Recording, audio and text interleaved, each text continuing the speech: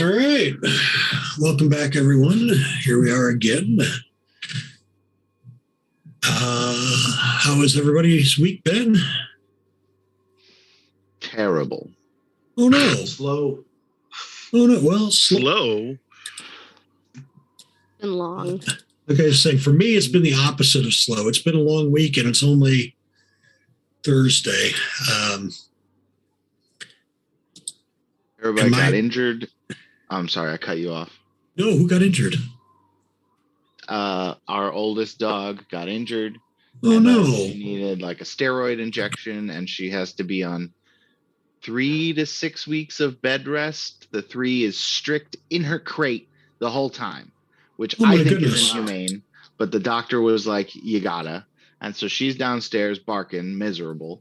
Even though I put a little TV for her so she can watch her nature documentaries. So she tends to like that. If she like sees the lion, she'll get distracted.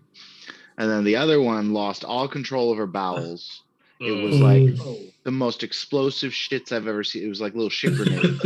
I've never like wiped shit off the walls before. I mean, it was not so frustrating.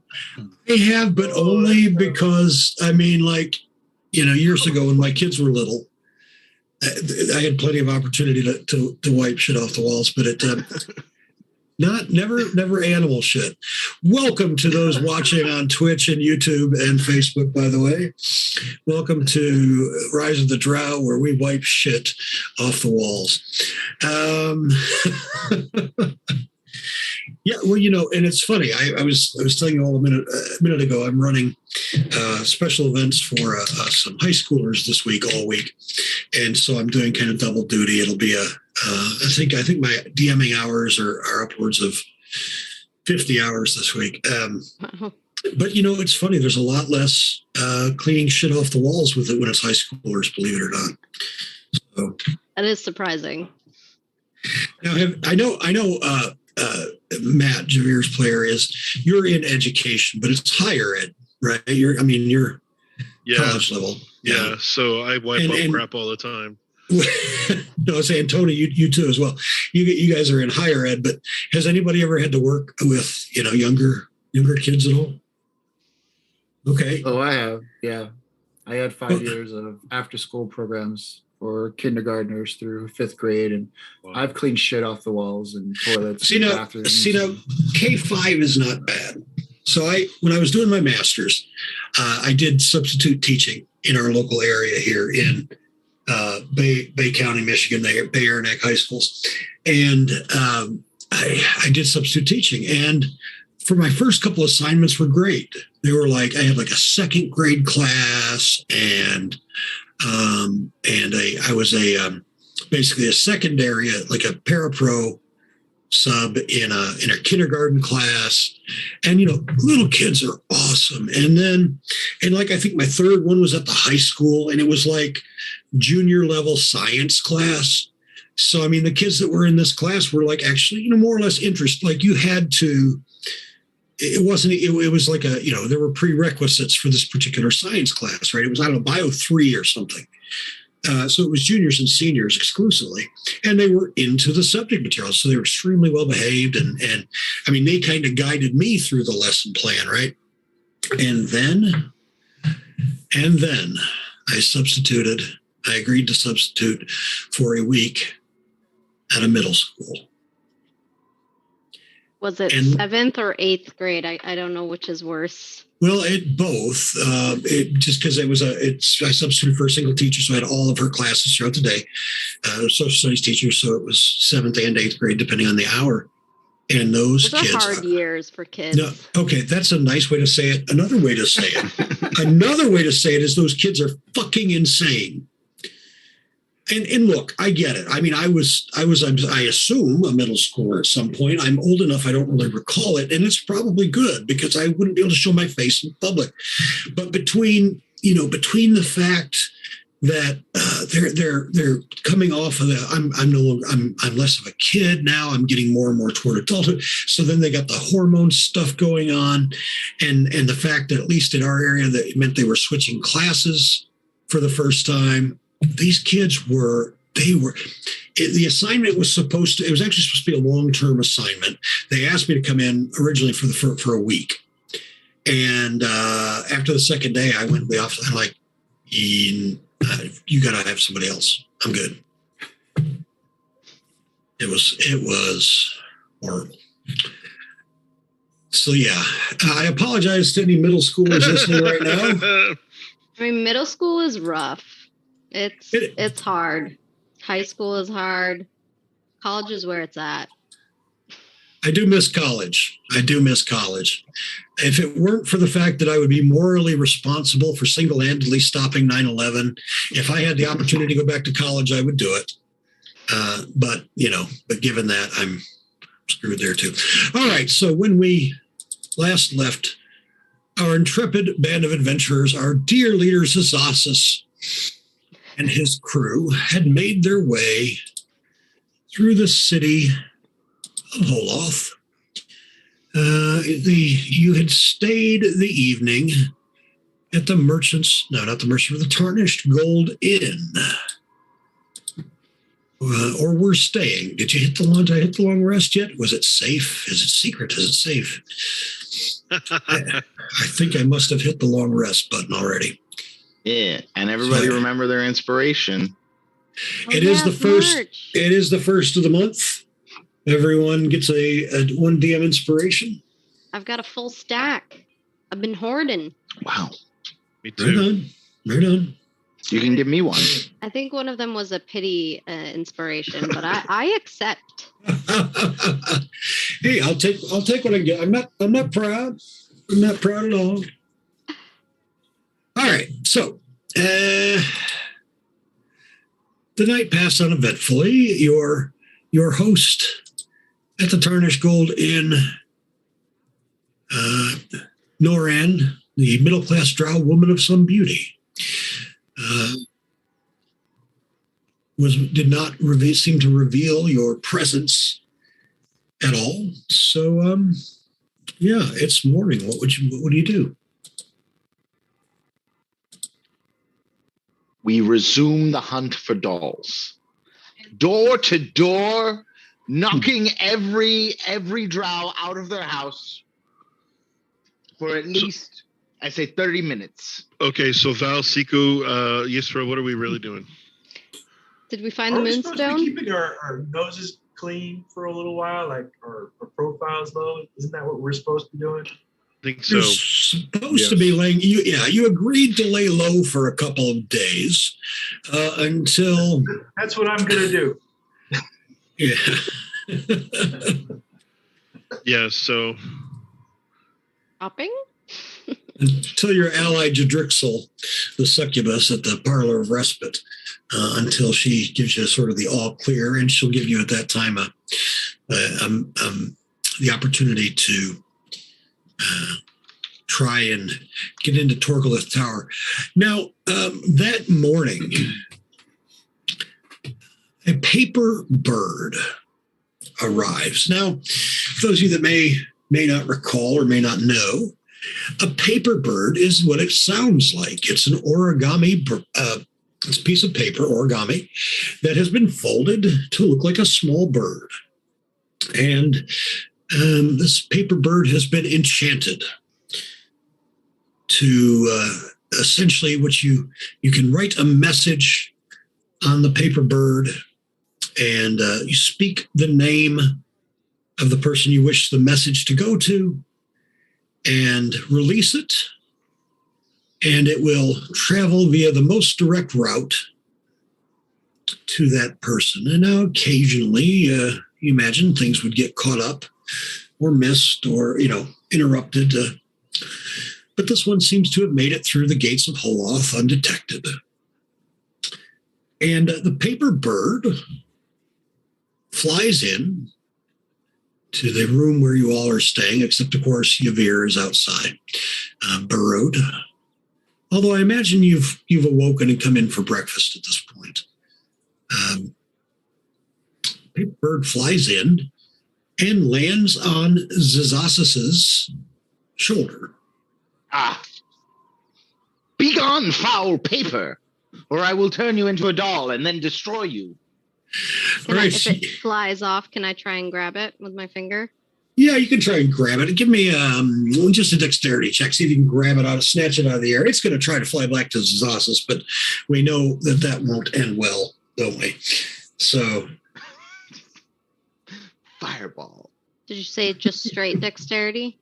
I don't want to injure it. I just want to snatch it. Oh, no. No, you can't. Grasshopper, sadly, you're unable to snatch the butterfly out of the air. It flies back towards Zazas and it unfolds, landing on the table in front of him.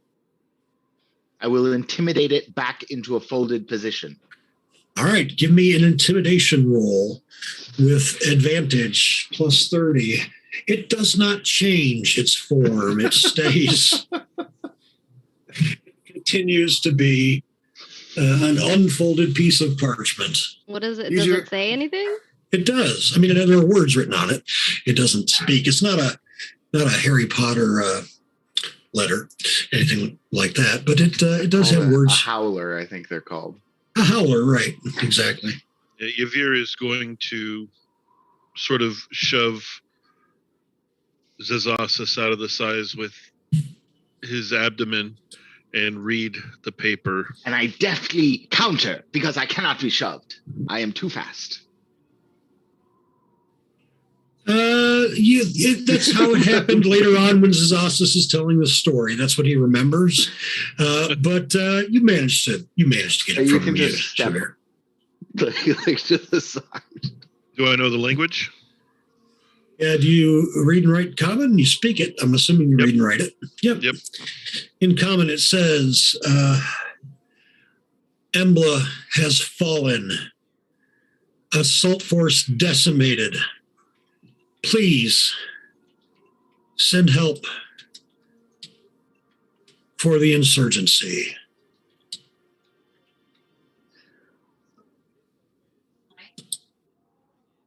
The insurgency? For our insurgency.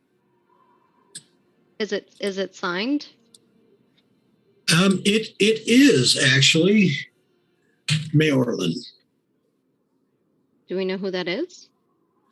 Yes, he's your ally back in Embla, who was he was on the Merchant Council. He and your dwarf friend that has accompanied you, Maya, are the only two that survived of that attack on the Merchant Circle. How far away is that? Well, Embla, that's that city that you were at most recently, prior to coming to Holoth. So like a week away. Well, it's like 2 to 3 days via the main road. The way you came in, you guys came around the back, of course, because you were trying to sneak in. And you had sent forces from the Dwarven city to assault the front gates of Holoth. You've discovered last week, or perhaps it was the week before, that those forces were met and ambushed by Drow. Somehow they knew that assault force was coming. And according to this letter, the Drow have sent their own expeditionary force and taken the city of Embla. It appears our minions need our help. We can't afford to go back. Can we? No, maybe we can trade cities, where then we take this city over and then we do a great switcheroo.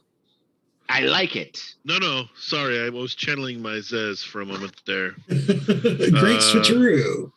Door to door, we will intimidate them into owning the city. Yes. And then we will trade, but lie and take the other city too.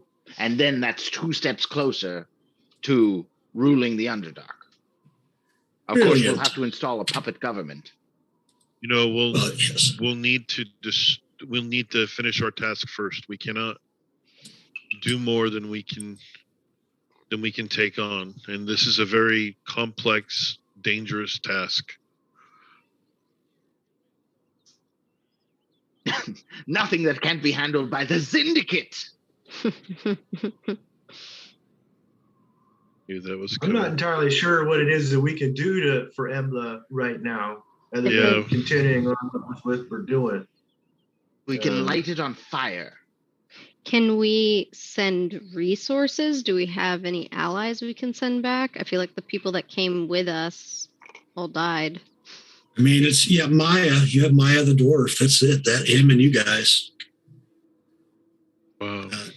And Maya has not been with you for most of your shenanigans.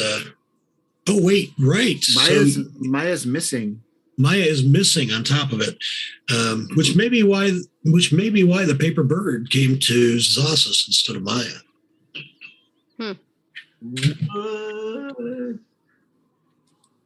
Huh. I wonder what that means. When did we last see Maya? Did we send him Molly? Molly could probably kill them all by herself the way she is. So isn't that what we did? We'll just send him Molly this week, and then she'll get there in like 6 hours. And then she'll kill them all and come back next week. Because let's be honest, that she's death. Well, I think Molly and Audra actually woke up early this morning, and they've left you a message. They left you a message with the proprietor of the Tarnished Gold Inn, Norin, and they said gone to attempt to locate Maya. That's nice of them. I thought so. I thought it was especially nice of them to do that, to leave you a note anyway. That way, you don't think they just died randomly. Mm-hmm. Well, first things first, we need to take care of our current task. Getting the Moonstone, or? Yes, we have to get the Moonstone first. Otherwise, we're going to be in the same boat, except facing a Drow army and no Moonstone. We got to do the Moonstone first, y'all. Yeah. Yes, taking out Joriander is the priority. Rule the Underdark. Dolls and Joriander, close priorities. It could be a coin flip, by the way. I thought I hated Drow. I thought Drow were the most despicable species on this planet, and now I'm having second thoughts, Zez. I think I found a more despicable species on this planet than Drow somehow. And he just stares at you, and Yavir just stares at you. Well, I'm very benevolent. I can welcome Drow into my empire. I'm sure he's speaking of halflings or something. He's not. There's no way he could be talking about. Yeah. Yeah, of course. Or like one of the 20 races in that document. right. The skeleton mushroom people, whatever.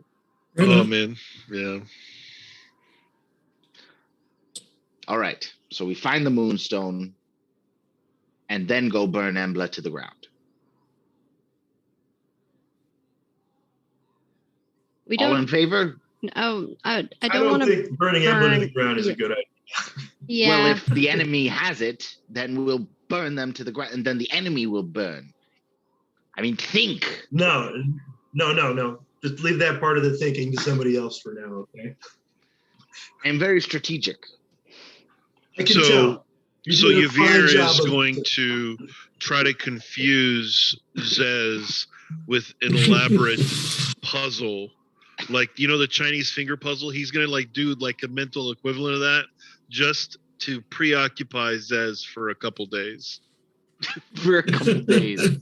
Here's the thing. I've got a good. I mean, we can let Zez make some rolls, but I'm going to be honest with you. I feel like no matter how complex the puzzle, Zossus is going to have an answer within moments.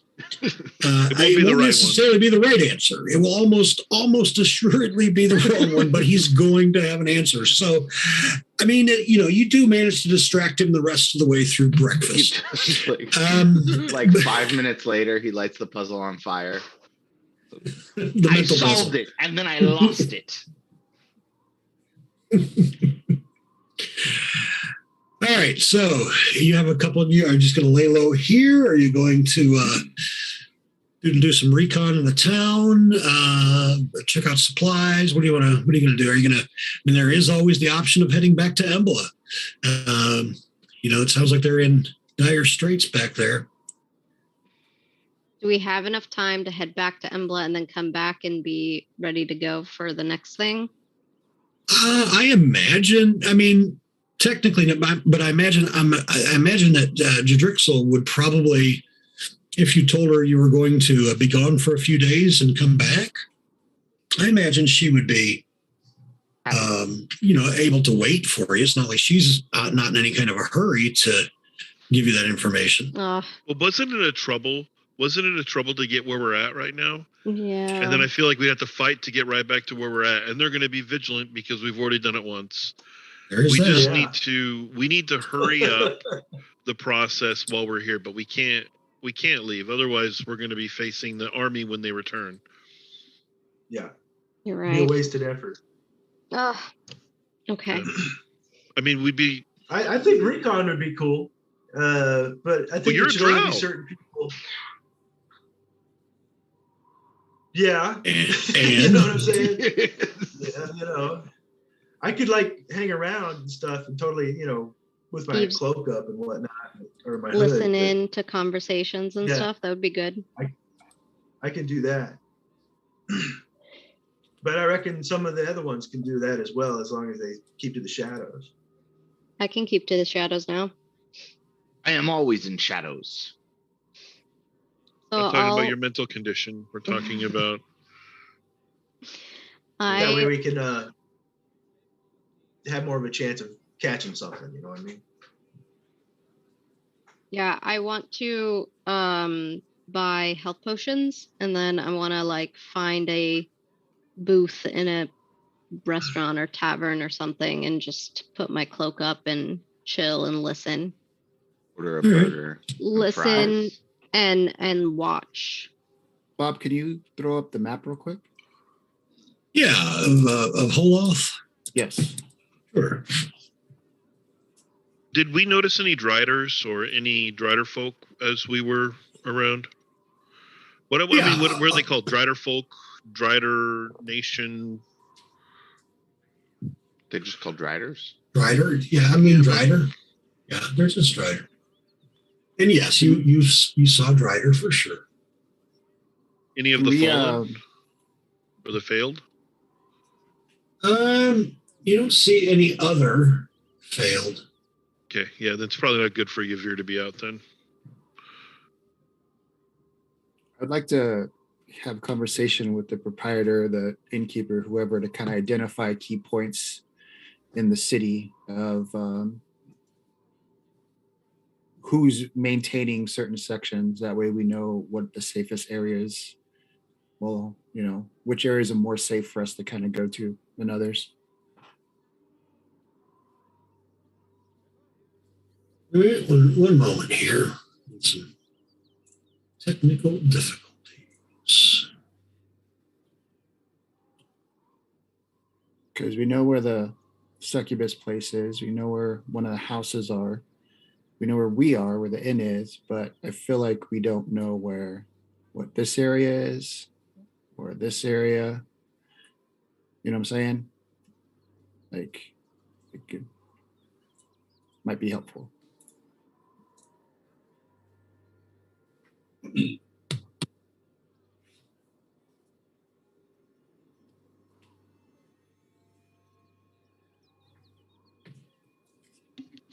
I don't want to go into a shop where it's owned by House Gullion trying to buy potions or anything. I'd rather go to one that's more sympathetic. Very good point. That's not you have your host here at the Tarnished Gold Inn, Norin, who you could certainly pick their brain if you wish. Yes. I wish it. All right. It happens because you wished it. All right. So Sonora says, all right. So yes, I can help you with some I can give you an idea of some safer places around the city. I would recommend, generally speaking, that you definitely that you avoid Temple Way, as well as the Tower of the Slave Mistress, and really anywhere around the slave pens, the Slavers' Quarter, for example, mainly because some of you are likely to be mistaken for slaves and pressed into service unwillingly. Your best bet is probably to I spend can be mistaken for a slave owner. It happens. Well, not so Just much. anyone associated with me, they tend to think them slaves. It's not so much an owner that you might be mistaken for is the problem. It's an enslaved person is the concern. Right, I would enslave others. Easy mistake. She sort of shakes her head and sort of looks at the rest of you. So yes, I would stay in your Craftsman Way. I couldn't but overhear you talking about perhaps some potions of healing. I can procure some of those for you, of course, if you wish. But if you're looking for anything more complex magic item-wise, I recommend there really is only one place in the city, and that is Dripstone Magic Works, which I've indicated. Is that near either of the places you said to avoid? Well, so this alley or road here is going to be Temple Way. This sort of section here is Craftsman Way and the slums. Most of the enslaved persons and their keepers are on sort of the southern half of the city. Okay. All right. And then Tower of the Slave Mistress is here.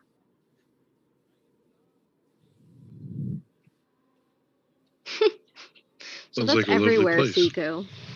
No, I mean, if we go this way and then we take this back road, All Well, right. currently you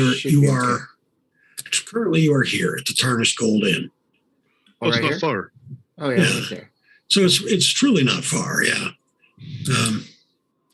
Now, Dripstone they pretty much have a monopoly on anything beyond sort of basic healing potions in the city. So you will definitely want to be cautious if you do feel the need to go there. How many healing potions do we want them to procure? And then we should go to the shop. I want one. I would say probably, depending on how much they were, 1 to 2 person. 2 for 100. those who don't have healing powers. Says, yeah. She says, I know for certain I can get healing potions, regular potion of healing for 100 gold, greater for 300. Others beyond that for the price tends to fluctuate. She says you'd be best off for those trying to seek for those at Dripstone, but I can get you sort of on the black How much market. are they usually? That's twice what you paid. Twice what you paid on the surface. So, High in demand. Yeah. I mean, I think in Embla, I don't recall whether you resupplied there, but in Embla the cost is about 1.5 what you paid on the surface. So Everything down here is expensive. Yeah. All right, I'll take a greater healing potion. Is there a discount for future rulers of the Underdark? Candidates for emperor? Well, yes, of course. Once you're emperor, I will refund you all of the money that you pay me, including for your stay here. Ah, excellent. So put it on my tab, and then you will pay me back later. And then you can close my tab. She says, no, I can't run a tab. I'm sorry. And not until you're emperor. And then I can run you a tab as big as you wish once you're emperor. She's Do you giving me not an know insight. how to run a tab? I can show you how to run a tab. I am very intelligent. I certainly know how. I'm sorry. It's just the policy. Tab can't be started until you're emperor. Yeah. She says, I only allow tabs for emperors, present emperors, not future. Now, if you have some sort of time magic and you want to send yourself forward in time and get some potions from me on tab and then come back with them, then you could certainly do that. Perhaps we should prioritize the time magic, because then that will solve all of our problems. That is a good idea. That was my idea. And a brilliant one it was, Doran tells you.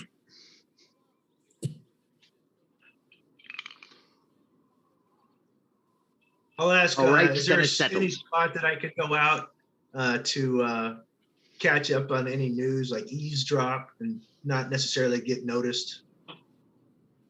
I would think that this would be the best place to do that, but later on when it gets full, yeah.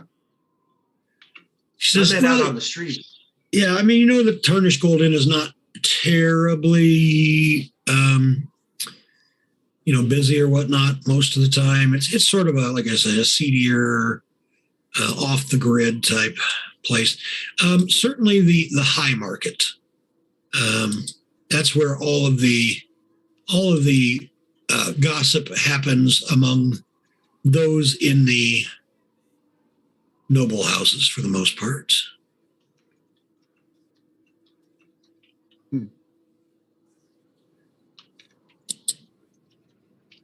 I think that's skirting pretty close to not being inconspicuous, even if I am trying to keep my nose down, you know what I mean? What do y'all think? Just stick closer to the end? I can go with you, Val, and cast Pass Without Trace and just hide in the shadows with my cloak up.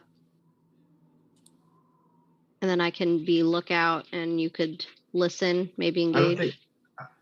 I don't think that's a good idea, because that's close to the slave quarters where if they see you, they might think that you're one of them. No, really, yeah, I mean, the slave areas really they're beyond the mushroom farms and whatnot. So it's a good distance from where we're talking about. I mean, again, it's sort of a southwestern portion of the city, roughly. Okay. Cool. Then yeah, that's a different line, so I'm cool then. No problem.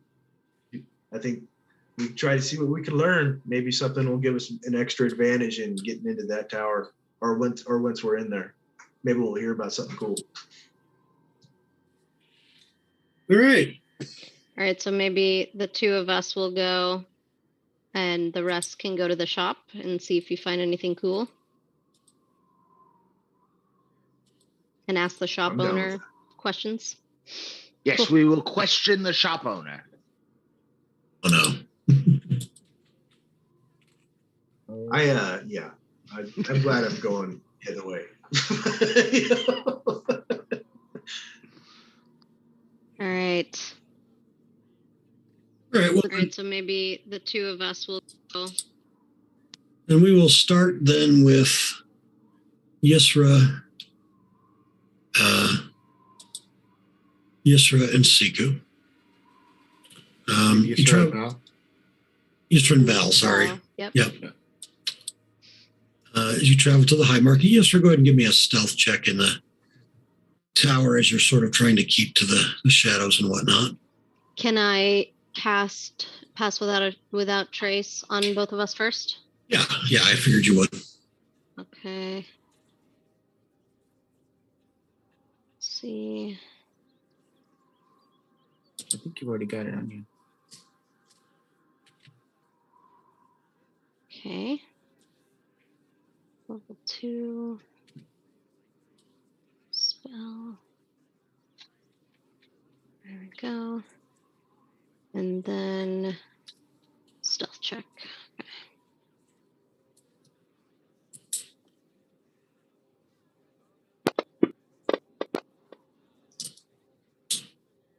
All right. All right, so you make it to the high market. Now, the high market is it's basically an open air market, but it's the goods are boutique, high end goods for the most part. You have, for example, there are very well made weapons, both magical and mundane. You see there is torture equipment, leather goods, silk, jewelry, clothing, oil. There are both strong and beautiful and even well-educated enslaved persons being sold. Sort of, higher end enslaved persons, right, for specialized type needs. There is also a good bit of upper world produce and high-end foodstuffs, wines, that sort of thing. What do I see? I'm just going to pay attention to the people, like paying attention to body language, and if anyone's doing anything shady. Is there like a drug deal going on in the corner? Is there someone stealing? Like what am I seeing? And then maybe Val can listen. Yeah, give me an insight check as you try to discern. Going for perception, but I can do insight. Oh, it's just as good. Never mind. All right. So for the most part, everything seems to be above board. Although you see one particular vendor. He's talking with a Drow noble woman. You're certainly certain she's a noble woman. You're not positive whether she's a matron necessarily. No way to tell, but very wealthy, obviously, and influential. And he's getting ready to reach under the stall for something, and he kind of looks around to make sure nobody's watching. And he pulls something up, and you can't quite tell what it is, other than you just get a slight glint or reflection off of it. You think of it's possibly silver or steel of some sort, and he sort of palms it and hands it to her while still looking around to sort of make sure nobody is seeing it. For some reason, he doesn't seem to notice you. And what does this vendor sell? Like what are the items that he has? Yeah, he has everything on his. It's a produce booth. It's got produce from the upper world. So I kind of whisper this to Val, relay the slight sketchiness over there, in case you want to approach. Okay. Well, I'll get closer. I'm still trying to see him as inconspicuous as possible. I don't want to be in the middle of anything, just kind of in the background. So just listening in and paying attention. Like I'm window shopping. Sure. Yeah, give me a perception check. Sure.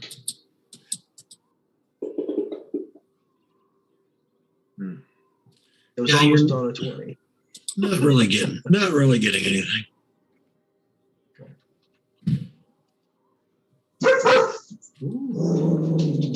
Oh, he said. Ooh. Get him. Yeah, get him. Sid, is that his name? Oh no, her name is Daffodil, and she's amazing. Yeah. Daffodil. Oh, I thought I heard you say, "Get him, Sid." No. Get him, Daffodil. You get him. Get him. Get that Val. Get that Hexagon. Such a threatening name. She's about as threatening as. But anyway, yeah. Sorry. No, you're okay. And Gigaflop would get along, right? And Malcolm would get along too, except he'd try to eat everybody. So maybe he wouldn't get along at all. Gigaflop's okay with that. She's all on board. All right. Anything I can hear during that exchange, or am I too far away? Yeah, you're not really close enough to hear anything, and they're speaking in hushed tones. Okay. But after a moment, you see the Drow woman walk away. Can we follow? Do you want to follow, Val? Do you want to follow? Okay. You're muted. I'll follow. He's just really good at whispering. Okay, Val. All right, we follow. Not muted. He's just speaking so softly. He's way softer than we can speak. He's speaking softly in reverse, and so only Zazasis, the Emperor from the future, can hear him. Maybe I was thinking maybe instead of Emperor, Tsar.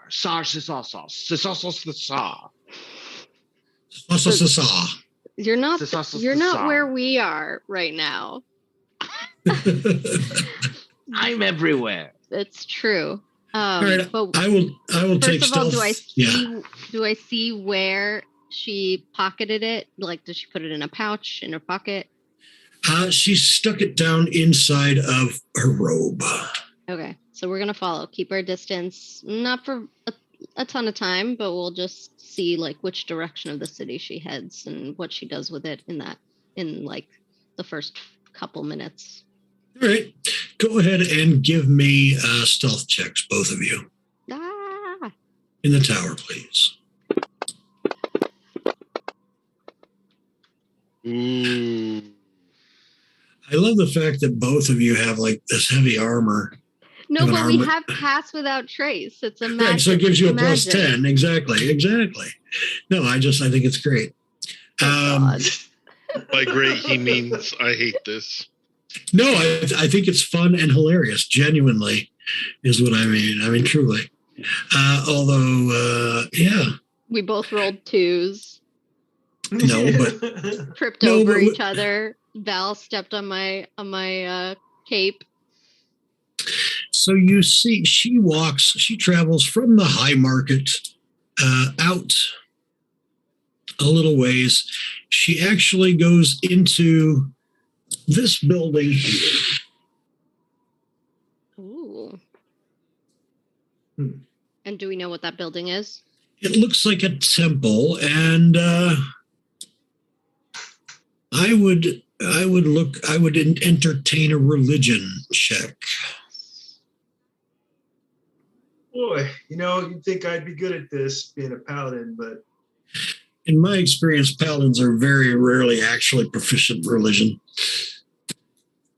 Yep. All right, so this is a temple dedicated to the Spider Queen, to Holoth. The symbols on the temple indicate that it is a temple devoted to pain. Oh my God. I turn to Val. I'm like, I'm sure you already know this, but I relay everything. I'm sure you already know this. Of course, so of course. It's a temple dedicated to husbands everywhere. Well, it depends on the husband. Are you guys gonna try and peer in through the windows, or even walk in? Val, what do you want to do? Nah, I don't think it's a good idea. I don't think this is a good idea, because we're gonna not be inconspicuous anymore. It's true. when we go in that building, and it's a temple of pain. Yeah. No, embrace it. Can you just peer into a window? Like, I'll stay a little farther away, but still with pass without trace. Can you just peer into a window? Just like a little. See what you see? No. Okay. All right. No, not doing that. Belle's like, she's asking so nicely, but no. All right. Okay, we head back to. Give me a perception check, at least as you pass within earshot of the Temple of Pain.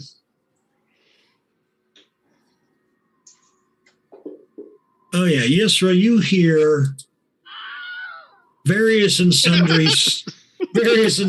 screams, and not just screams, but also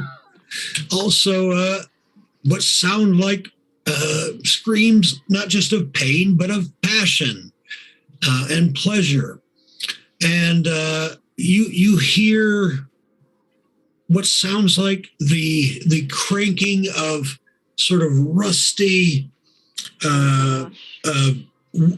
gears and whatnot.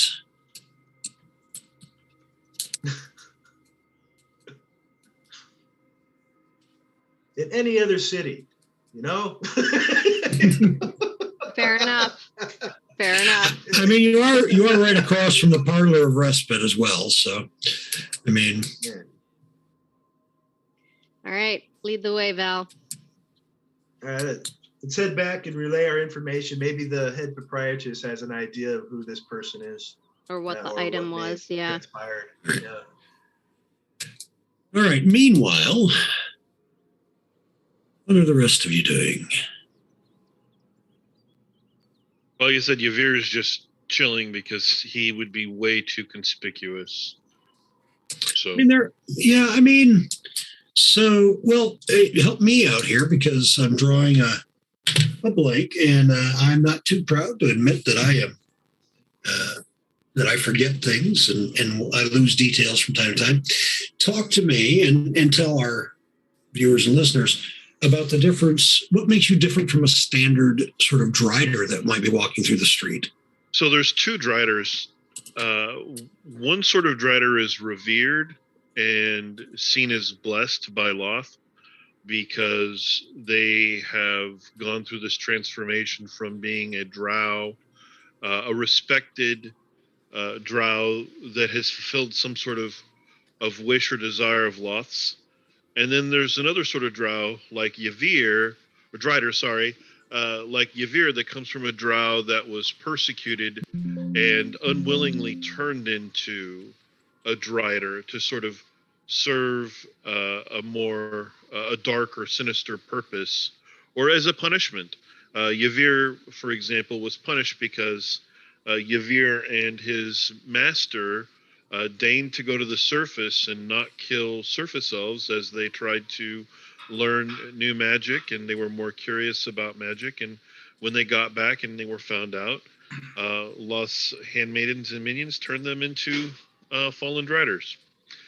And so fallen driders are seen as outcast, and they don't typically live in cities. And they're typically what upperworlders think of. Yes. When they think of driders. They're the more common type of drider. Yeah. Would it help if I took out my wand of polymorph and I turned you into a normal looking drow? Well, I can polymorph myself too. Why don't you do that? Well, because it's a spell slot, and I figured we might get into trouble at some point, given that Zez is in our party. So might as well save that for Wall of Fire or something. Well, then I can use the wand because I get 9 charges.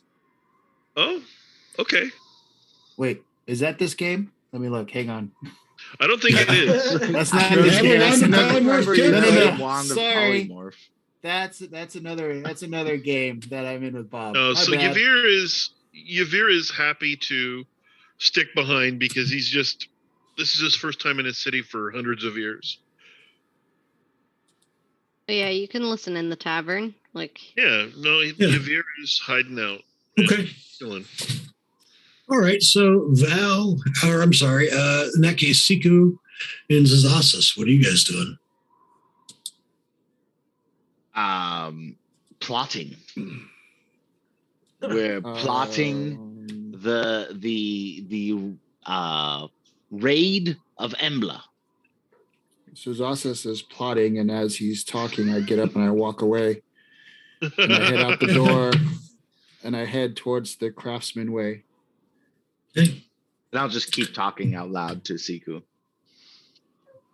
Right on. Are you following behind, or just talking out loud as if he's still there, or what? Eventually, once I realize he's gone, I'll follow. All right. So this stretch of Holoth houses many businesses requiring space to not just to sell or not just to trade, but to create.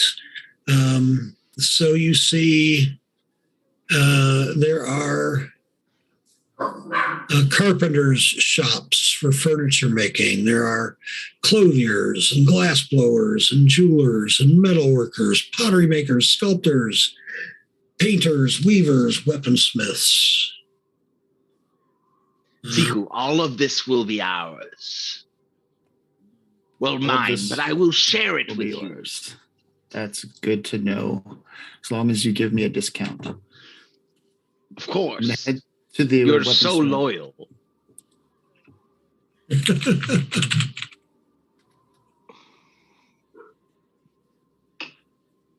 Everything the light touches.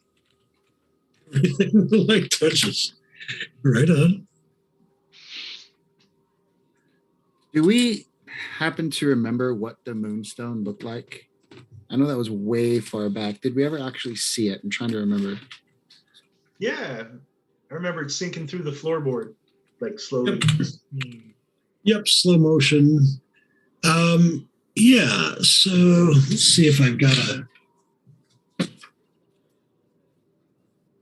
Oh, well, let me look for a digital. I think I have a digital picture here in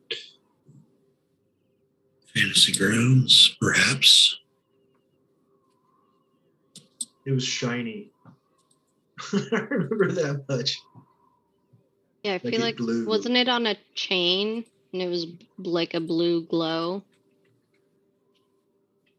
That's how I've been imagining it this whole time. So I don't know if that was from an image or just from my brain.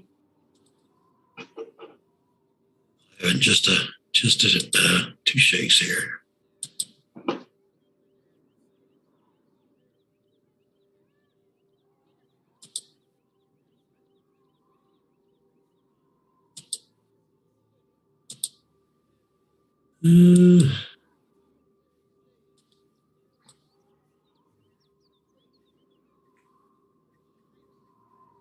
Yeah. So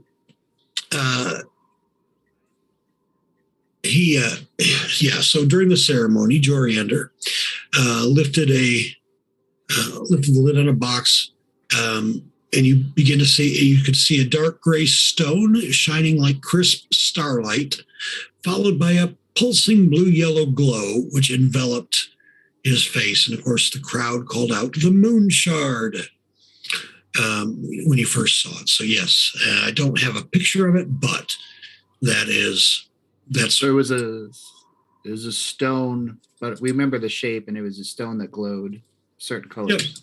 Yep, exactly.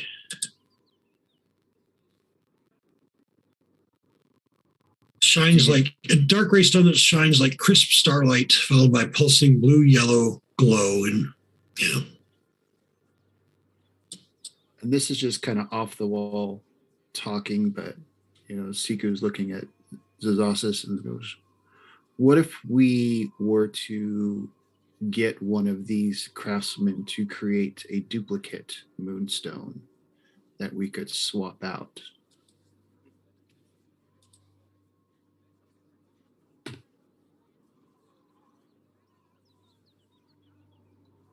You mean like an Indiana Jones thing? It'd be identical. like a Johnny, heist, you're muted.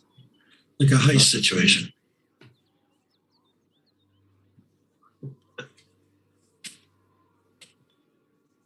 We were able to get a replica made.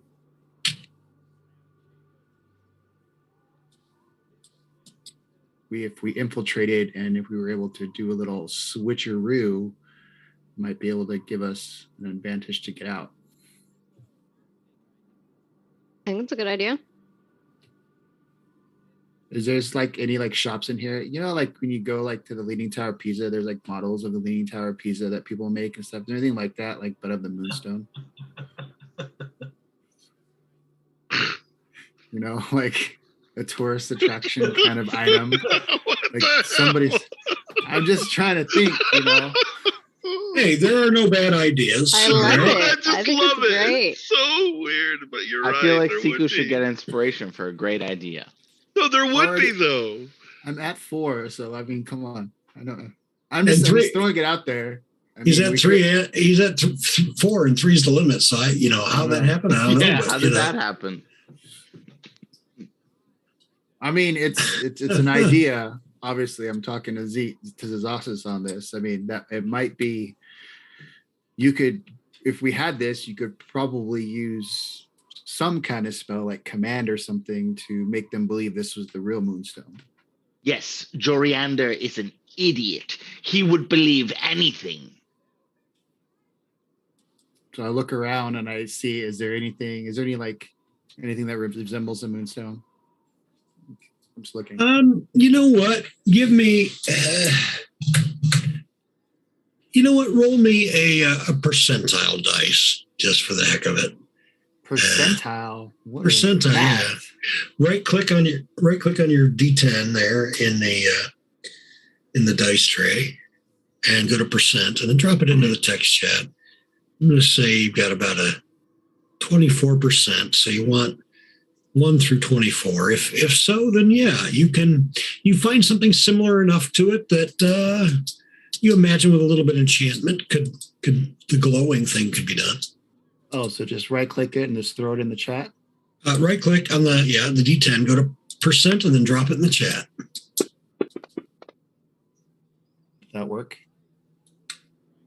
That didn't work. I heard a roll. Yeah. Come on, reset. Okay. Throw it in there.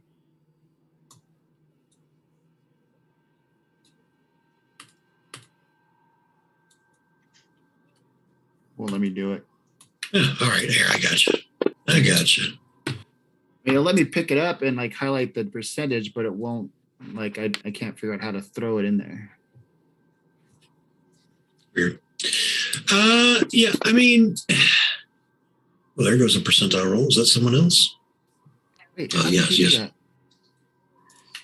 So you're. Oh, did I just do it? No, That was yes, right? I was playing around. Sorry.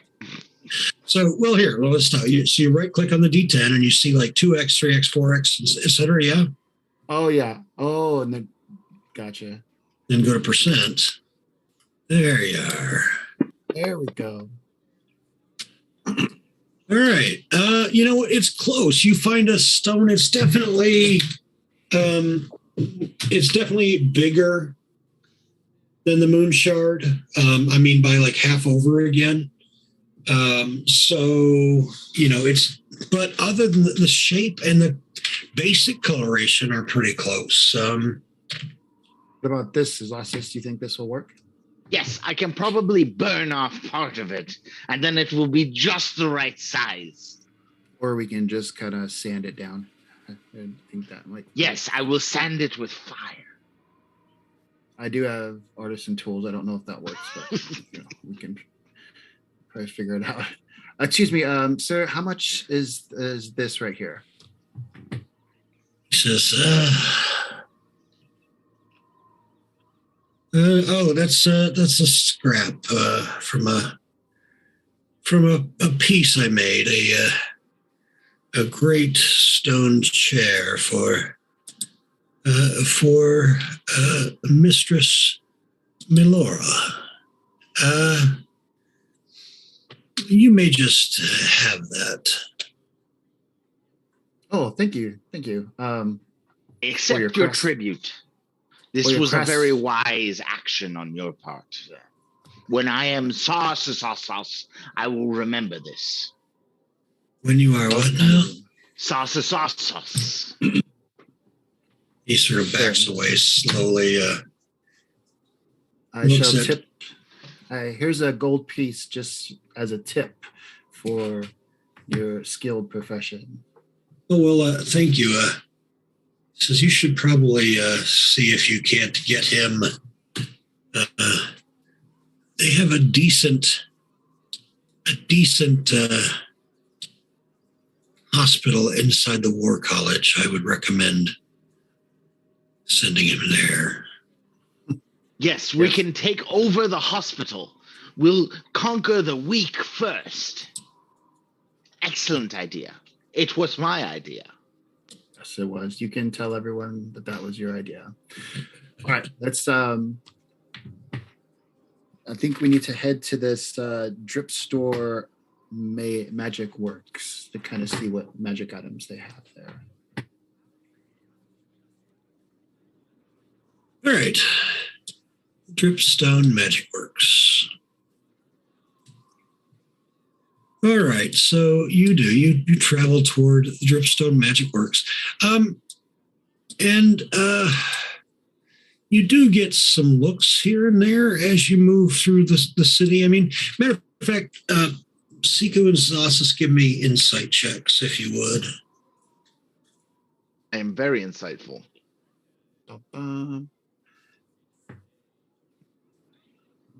It's not bad. You want that in the tower? Oh, yes. Insight and stealth always in the tower, please. Oh, okay. All right. I will reroll.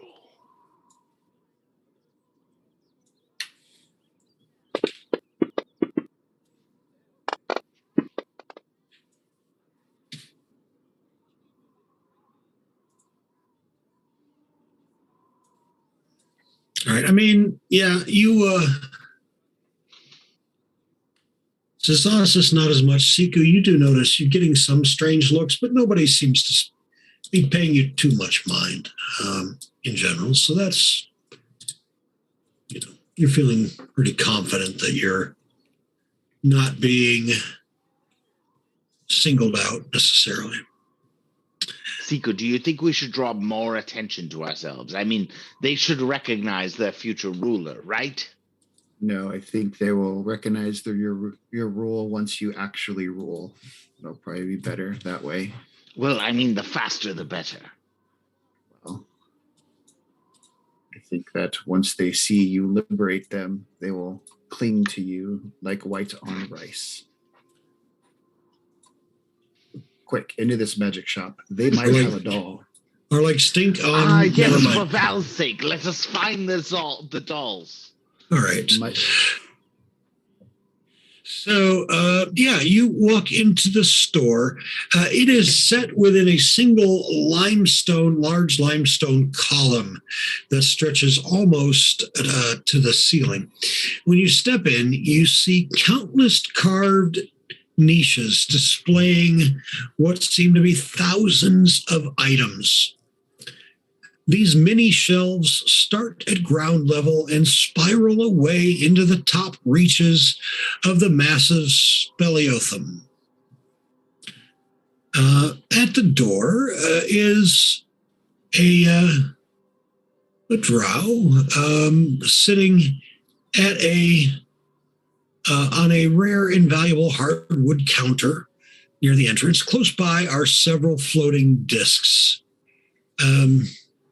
He says,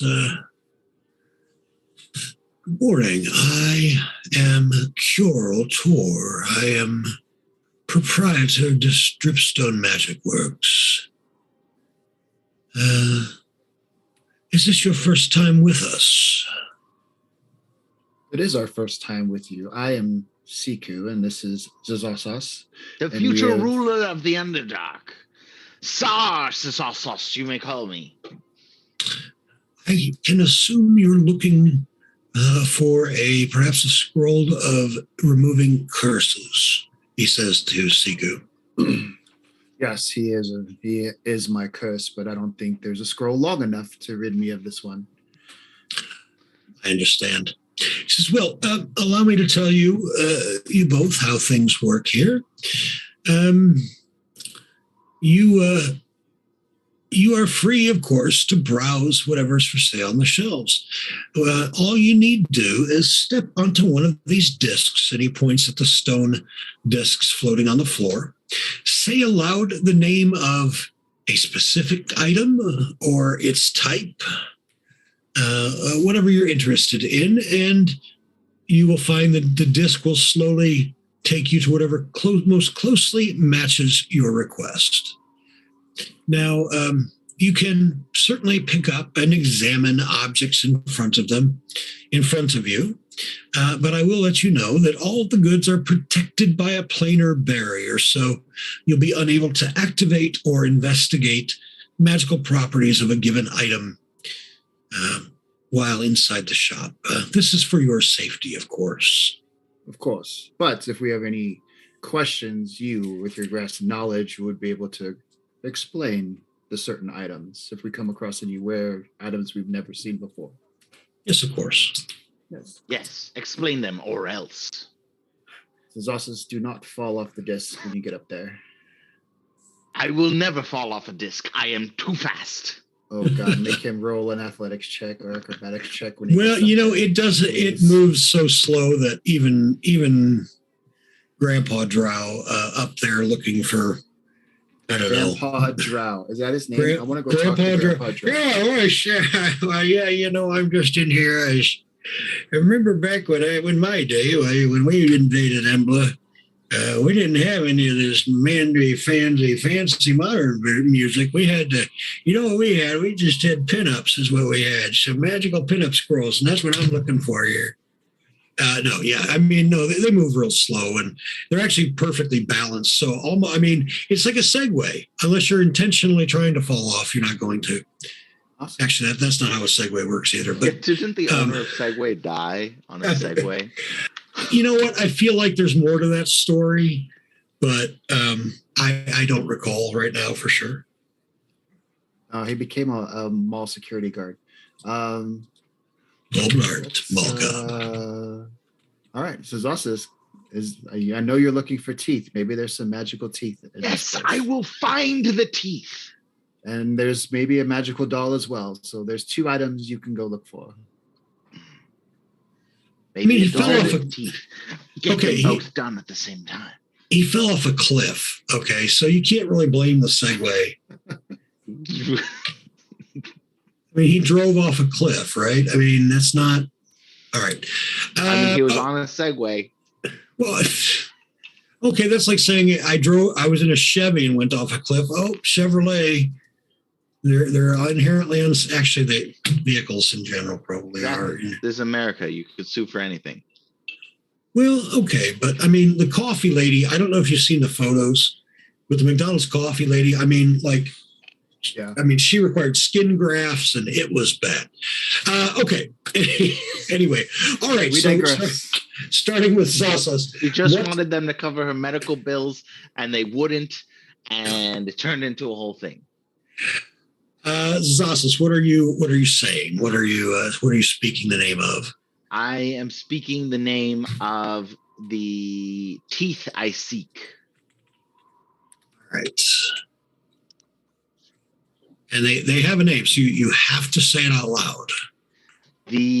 Unless you're looking just for any kind of teeth, in which case it could take you, it'll take you to whatever whatever the magic thinks is the closest approximation.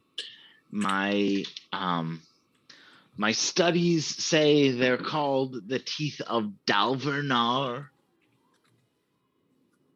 All right, so you say that. Let's see.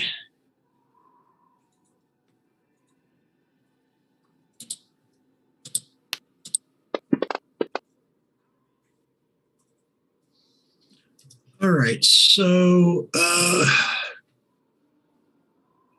the disc takes you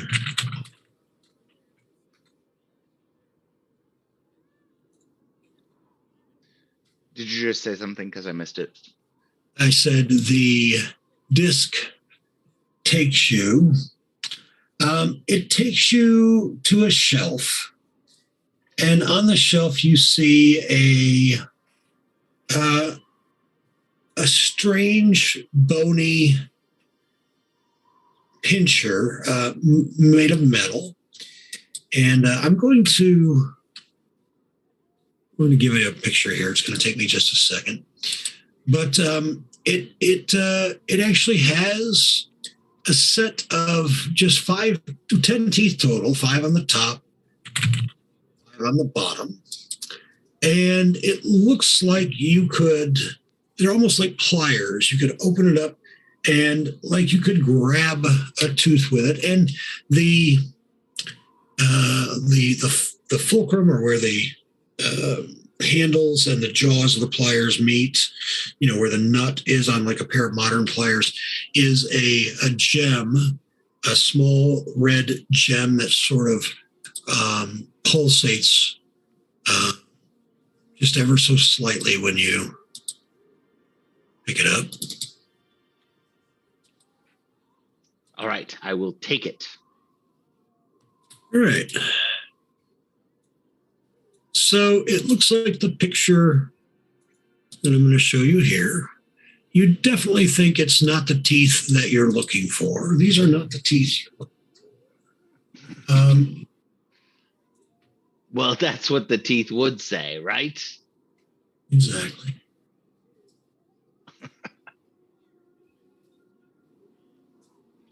All right. So, yeah. So that's kind of what it looks like.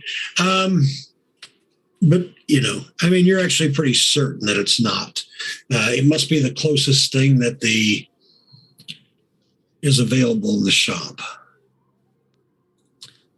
And there is a little placard.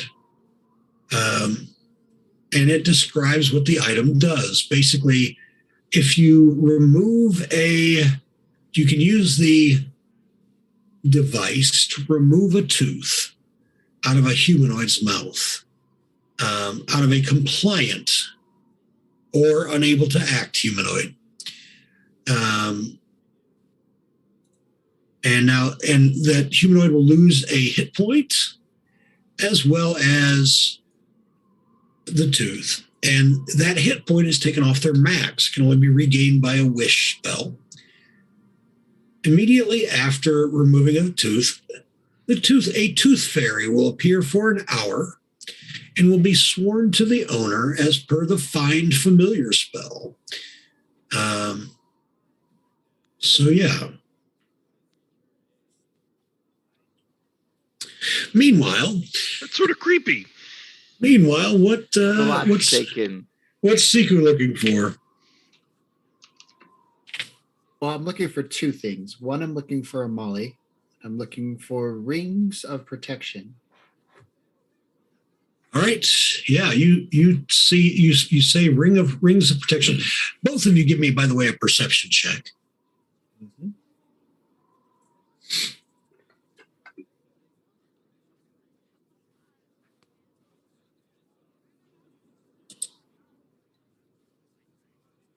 And Zossus, if you could give me a perception check at your leisure. Sorry. In the tower or no? You can roll perception in the open. Ah. All right. You both notice when you speak the name of whatever item it is that you're looking for, or the type of item, there is a ledger next to Curel. The ledger, there's a quill and an inkwell next to it. The quill magically writes down whatever you say. Just keeps a record basically of, all right, well, it's your search history, all right? It's your browser history, because you're browsing the store, you see. Browser history. It's your browser history. You know what? If you guys won't do it, I'll have to do it myself. It's your browser history. Okay, so Siku, you say rings of protection. You were taken to floated up a couple of levels, a few levels, to a section with a number of rings. There are several. There are some that are listed lightly protective, moderately, and heavily protective.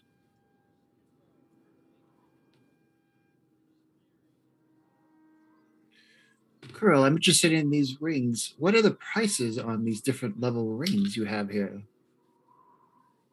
All right, so you go back down. He says, Curl says, he says the protective rings, yes. Let me look. And he walks over to the ledger, starts flipping through. Says, yes. Says the 7,000 for the base model. For the base model. Yes, for the light model. Yes, exactly. Whew. For the medium. He flips a couple of pages. 22. 22 gold pieces. That's a little bit more of my 1,000 pieces. I like you. What's your name? Siku. I like you, From the Seeker. Arctic tribe. That's very gross. I was also wondering if there's one more item that I've actually. Do you have any Qualls feather tokens? Oh yes. Step on the disc, and it will take you to the tokens. Yeah, and they've got anchor, bird, fan, swan boat, whip. I pick the bird one and I bring it down. I go, I found this bird token, Qualls by the bird token. How much are you asking for this? 5,000. How much? 5,000. 5,000. How about I give you 1,500 and Zozosis will remember your graciousness when he takes over the Zyndicate. I like you. I like you. I promise that we won't kill you. I like you a lot. 4,000.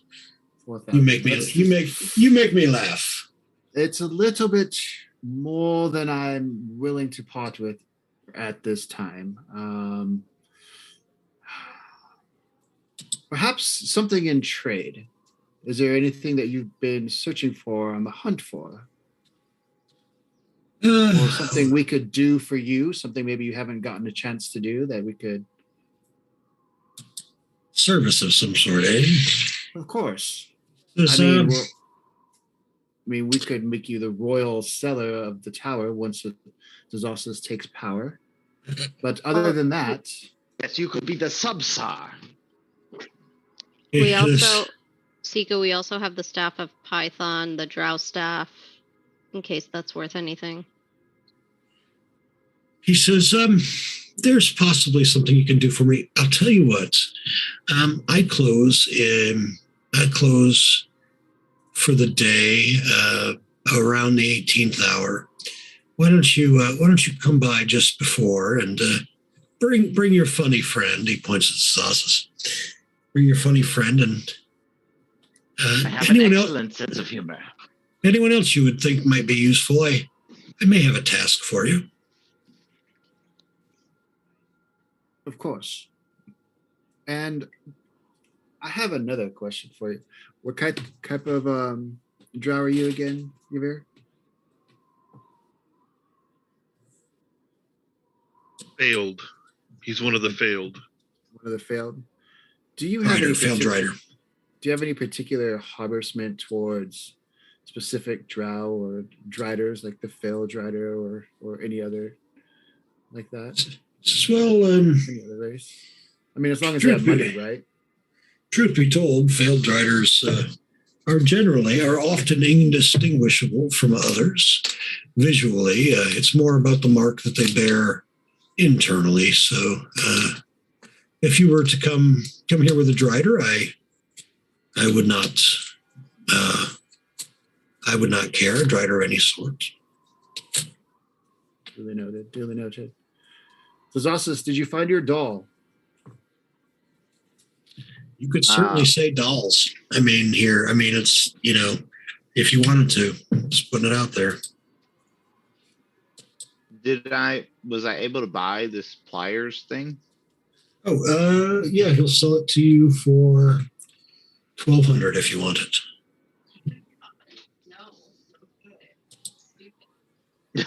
You mean it's stupid? I don't even know how much money I have. Hold on. Is it under inventory? Did you read what it does? 1,200 to summon a tooth fairy, but 4,000 for a bird qual. All right. Tony's a little drunk right now, so this might be. I'll take it. 1,200. All right. God. All right. Very nice. All right. Here, let me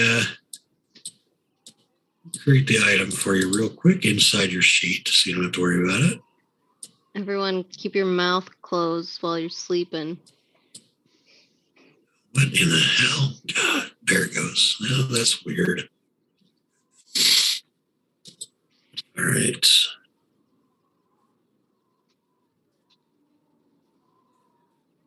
And it's called a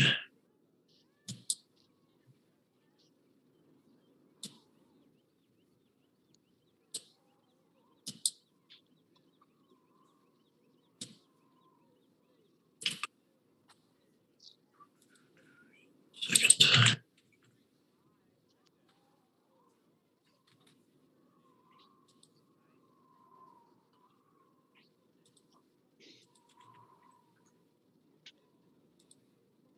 There we go. Tooth Fairy Summoner.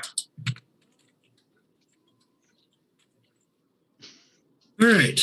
I'll figure out a use for it once I'm not drunk. Right on. You might figure one out before then, even. You don't know. That's true. All right. So back to the end.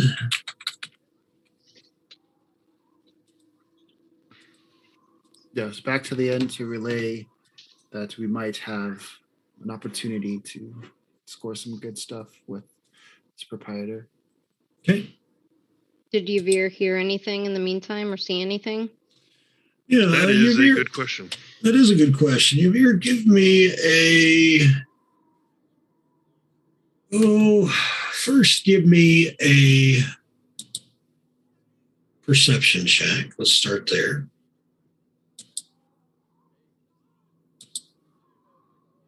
Gosh, I keep trying to drag the. There we go.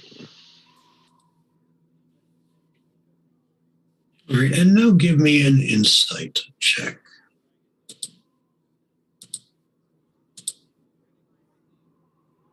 All right, yeah, I mean, it's pretty uneventful, honestly. Just not a whole heck of a lot going on. It's daytime. I mean, matter of fact, Norin, she she comes over after a while. So she says, mind if I sit and have a drink with you? Yes. Yes, you mind, or yes, yes, I may.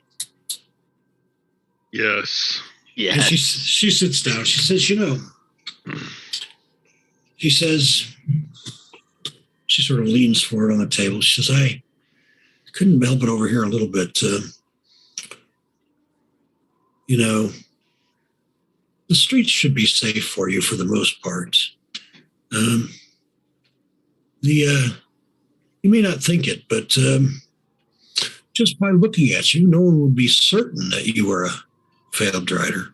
No, I have disadvantage on charisma. I'm so ugly. Oh, right. Well, yes. You're not the most. I mean, she says. People will notice me through my ugliness. She says, one person's ugly is another person's beauty. She says, matter of fact, I think it's kind of sexy. I'm just stunned. Yavir has no. You understand, I don't have the anatomy of a She says, Drow anymore. She says, no, I'm not coming on to you. I just, I think, some of us are drawn to alternative standards is all I'm saying in terms of what we feel is aesthetically pleasing. And she says, I think you'll find there's more folks like that than you might realize. I'm just saying, be proud of who you are. So I have not entered a city. I have not interacted with people that I haven't later killed for hundreds of years. I don't know how to act amongst your kind. Well, that's fair, I suppose, but just keep in mind. I will be open to the prospect of an opportunity. Yes, exactly. Be open to the prospects, to the opportunities that lie before you. All right, so about this time, the rest of you're arriving back just around the same time, and you see when you walk through the door, you see what looks like Norin, the innkeeper, flirting with Severe. Get some. See, No,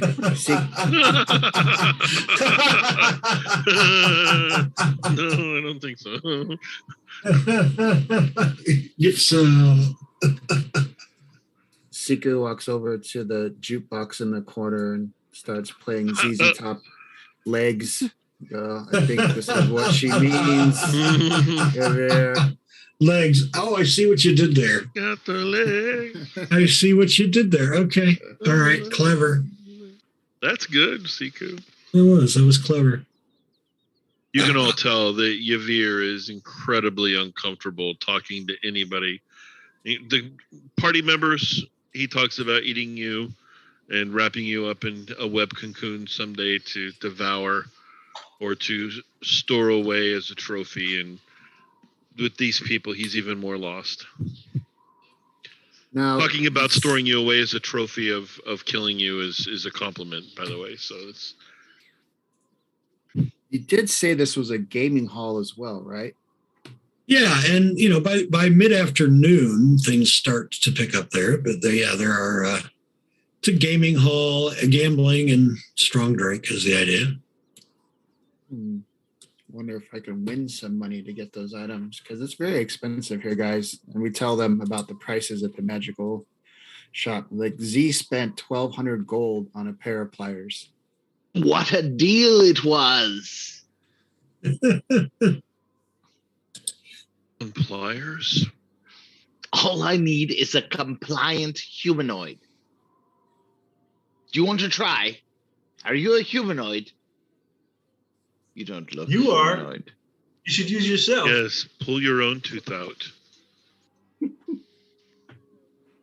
What a I need wonderful all idea. my teeth to conquer the Underdark. Nah, No, well, you have plenty. you only need maybe one, so you can summon a bunch.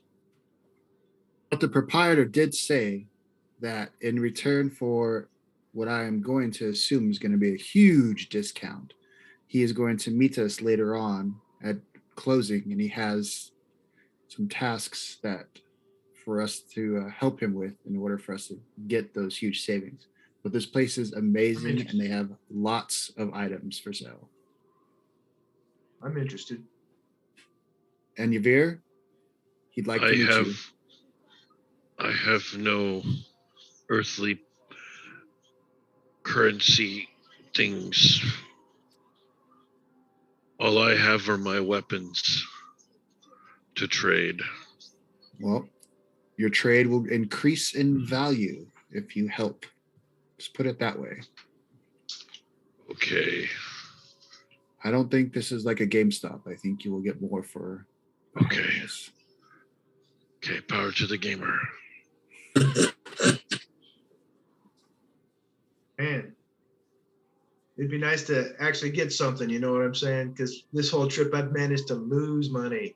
And I ain't even trying to spend nothing. So yeah, I'm down for something. All right, there are a number of games available. There's a dice game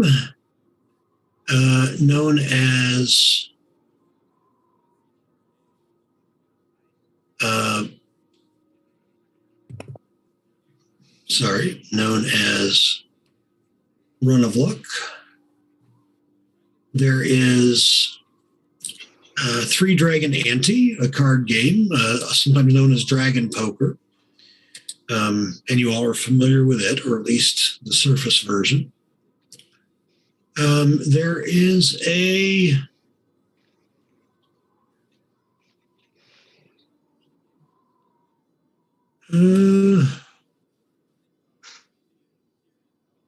basically blackjack.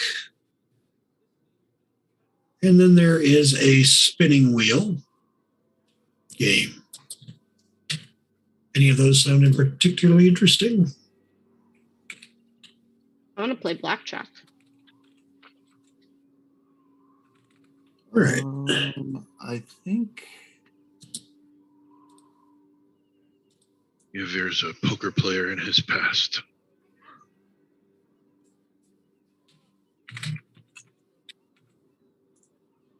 You All right. should join me.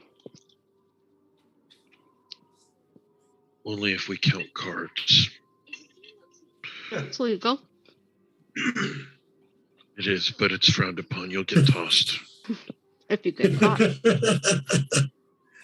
All right. So, let's start with 21, they call it. It's blackjack, basically. And here's how we'll do it. Here's the basic mechanic. Now, first, who wants to buy in? A buy-in is 25 gold pieces. What is the payout? 3 to 2.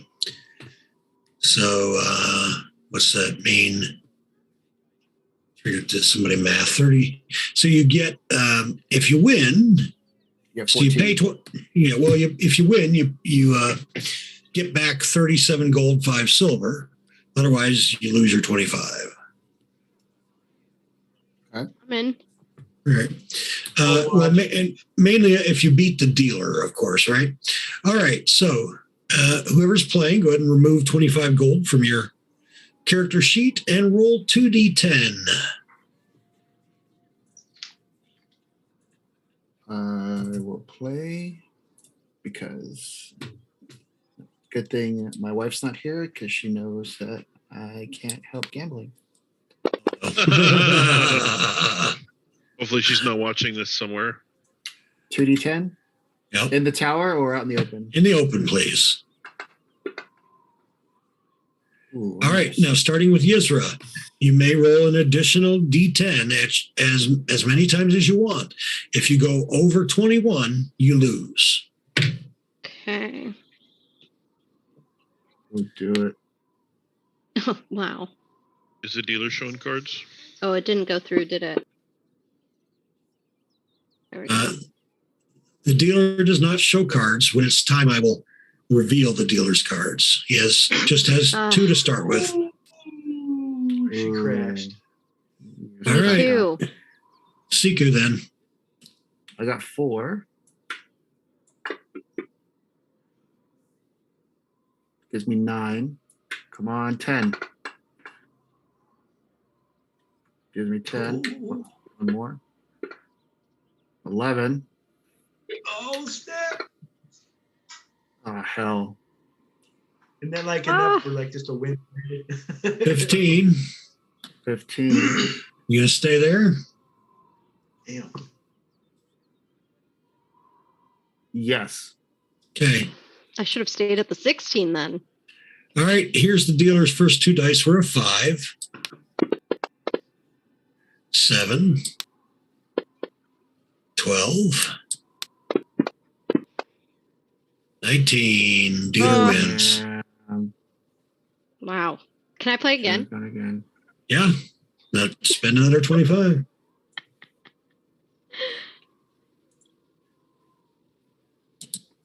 Are we the only ones playing? I think so. I thought Yavir was in, but No, Yavir's actually broke. There are other people at the table betting, but they're not relevant because either they beat the dealer or they don't. Ooh, Right. 17. I'm Yes, gonna for stop. 17. All right. 13. One more. Oh no, it was in the tower. Sorry. All right. You had a 4, 17 as well. All right, I'll stay there. All right. Here's the dealer. 3, 6, 7, Oh gosh. 13. Must. Oh yes. All right. So 37 gold, 5 silver you each get. We spent 50. Right. All right. Again. Meanwhile, one more time. All right. 3 rounds. There are 3 rounds. Here's your You chance to at least can't break even. lose. Here's your chance to break even. Go ahead.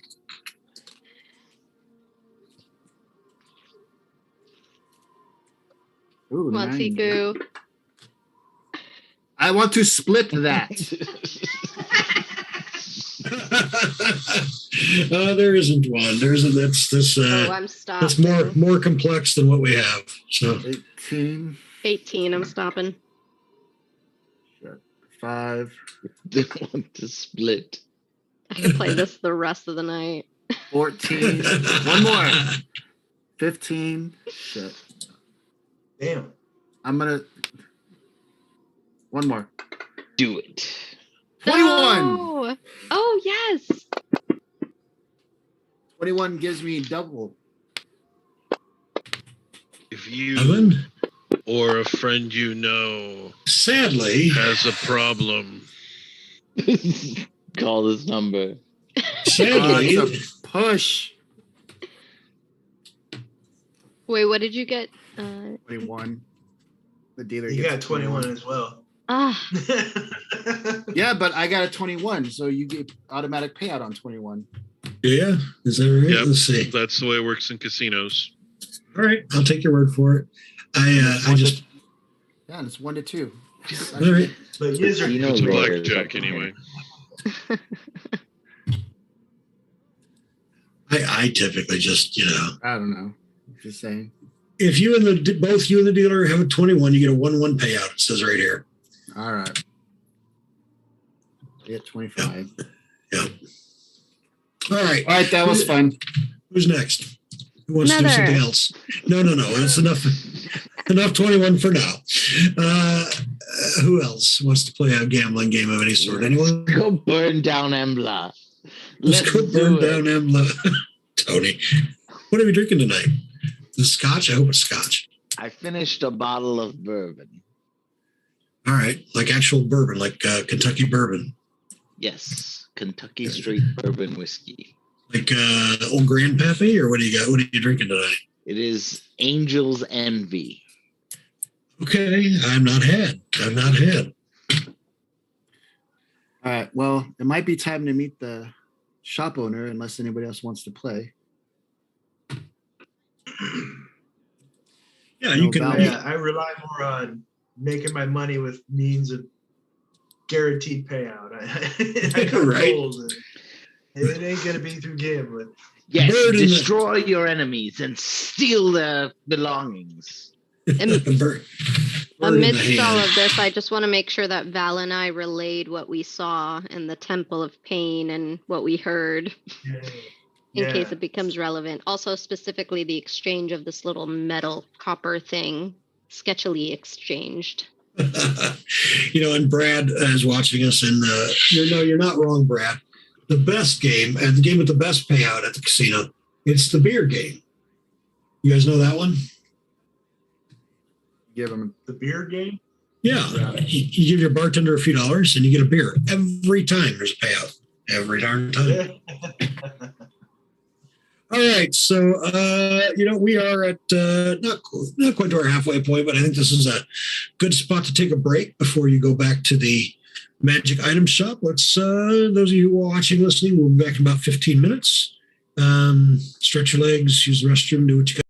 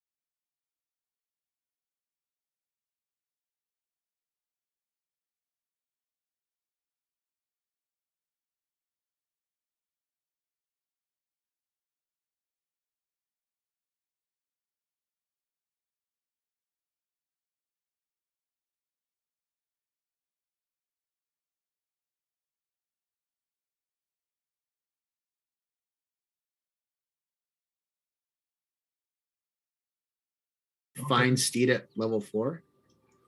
Mm-hmm. And then just fighting on top of a celestial, because we're in Baldur's Gate, so it's all hell. So they're nothing but fiends and demons. Yeah, that sounds like a good benefit too. So, especially even when a higher level and you get that summon greater steed. oh yeah, You get like a you guys. Now you mentioned mounts, and I will. I mean, you guys have been playing with me for a long time. I don't think anybody in this party has necessarily had a mounted class or anything along those lines. But my regular players will tell you, I have a reputation when it comes to mounts, and that is a mount very rarely survives a single session if they're used for anything other than transport. Combat mounts are almost always the first target. Now there's a reason for that. All right. Now my regular players will tell you that I made this up after the fact, after I had the reputation for killing off mounts. But the fact is, all right, if you are in a battle, I mean, even historically, cavalry, because of their maneuverability, are some of the most dangerous opponents on the battlefield. And so, D&D is no different in my mind. So, in that regard, so very often mounts are the first target in a battle. Now, at least when I'm the DM, there are. So we can all mount Javier, and then Javier will be the target of all the attacks. Well, you understand that Javier doesn't have the same equipment that a Drow has in terms of that a humanoid would have in terms of being mounted. It's just a little throwback to the earlier. Doesn't have the equipment. Okay, never mind. All right. Didn't Mo ride his? Didn't Mo ride his mechanical lizard? Yeah, but he didn't really use it other than to move around an extra 10 feet and occasionally impose disadvantage on attack. The problem with actual mounts is that a fireball almost always kills them. Right. And so, the first 3 levels, you could maybe get away with having a mount survive combat. But at some point, there's going to be an area of effect spell that's going to catch the mount. And they just don't have the hit points or for that matter, the reflex save. Yeah, it's 2002 again, youngins. It's time to make a reflex save because you've had a fireball come through. In old D&D, pre-modern D&D, AD&D, first edition and before, those of you that have played those earlier editions, we're pretty streamlined now with 5th edition with ability saves. In 3rd and 4th edition, it was essentially you had reflex, fortitude, and will. And those were specific saving throws in 3rd edition, or in 4th edition, they were an actual defense number that you had, much like an armor class. But in pre-modern D&D, you had saving throws. The categories were, what were they?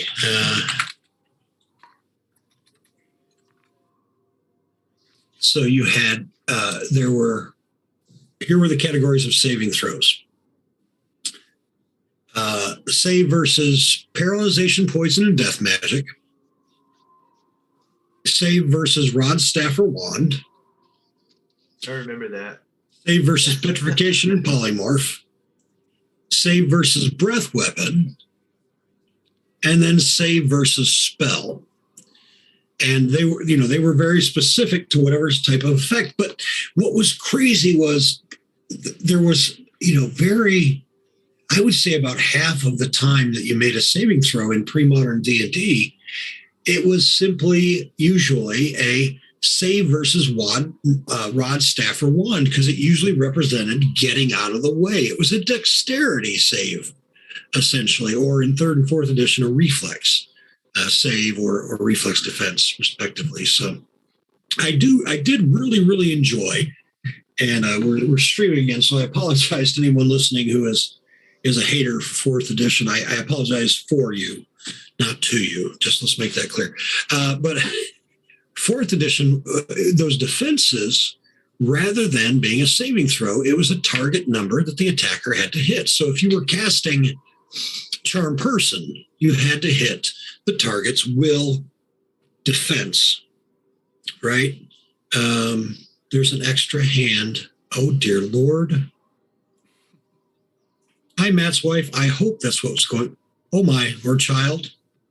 It's my wife. All right. Hi, Matt's wife. I think that's just great. The hand showing up wildly. Squirrel. Look, squirrel. All right. Where were we? We were headed back to Dripstone Magic Works. Yes, we were going to burn down Embla, is where I think we left off. We were purchasing Molotov cocktails and fireball scrolls to set fire to the dwarven city of Embla because they failed in their assault and they demonstrated weakness. They failed in their assault on. We do not accept failure. We do not even a little bit accept it. We reject it. Just start with a clean slate. Clean one. All right. As you travel toward Dripstone Magic Works, again, just a few blocks from the Tarnished Gold Inn.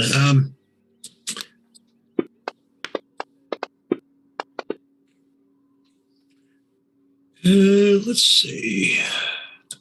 Did we get those potions from? Yes, she sent someone out to acquire them for you. So yes, whatever potions of healing you had asked for, she has acquired for you by that time. Okay.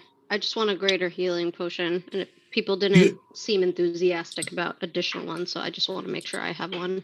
Right.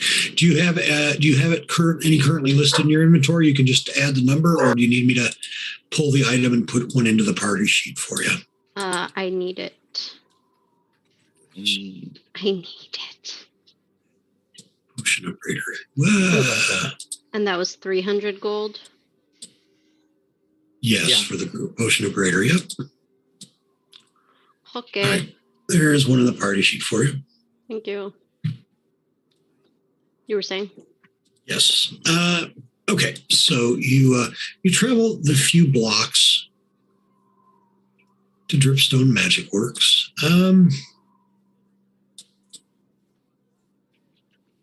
And you arrive just as you see the proprietor, Hurl Torg, just as he's standing outside. He's actually standing outside. You see that his sign has been changed to closed, and he is sort of there waiting for you all. He says, good. He looks at you all. He says, good. I hoped that you would come. Yes, of course. He says, please, come inside. And he holds the door open. I brought you some more customers. I say thank you and I walk in. All right. He says, now,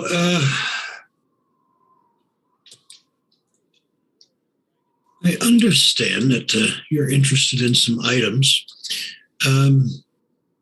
but haven't the gold to pay. I do have a task that I could present you with, but I want to let you know right off the bat that it's a little bit unsavory and probably dangerous. We eat unsavory and dangerous for breakfast. Yes, we find danger savory. Oh, good. He says this will definitely be savory to you then. He says, there is a prisoner in the Forest of the Gold and here in Holoth. And I need you to, there's a prisoner that I need you to release. Now, I assume that you all are new to the city and unfamiliar of the Forest of the Gold? I am unfamiliar. I am familiar with forests and gold. A forest of gold, you say? Gold, yes, but not gold as in the money. Gold, Ed.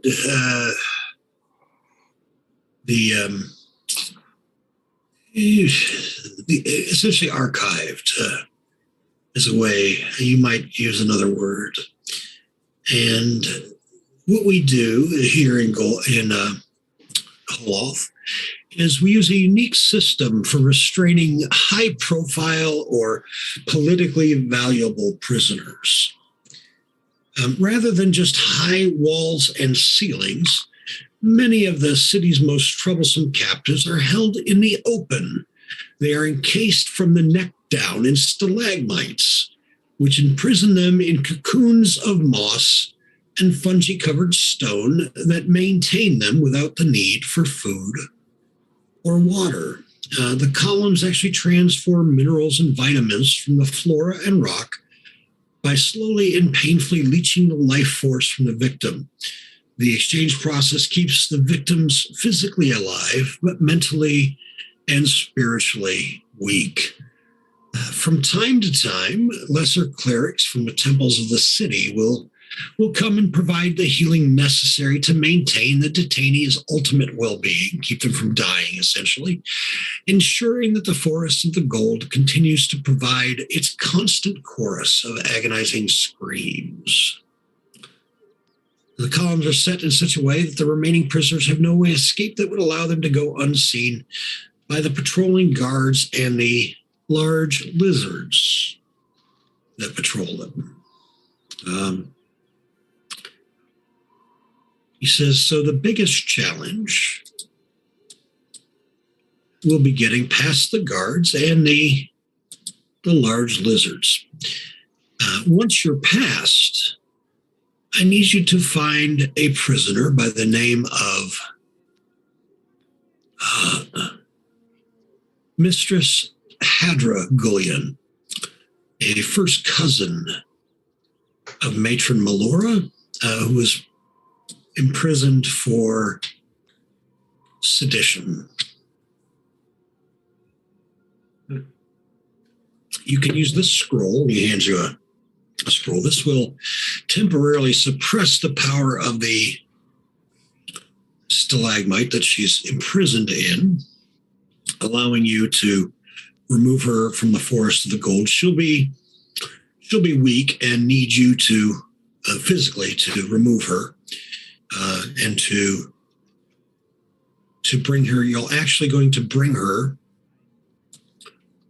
rather than bringing her to me, you'll be bringing her to House Maldoon, which you'll find in the lower corner of the city, right by the dark road, down this way. Should you complete the task, I'll provide your group with up to 30,000 gold worth of items. Let's do it.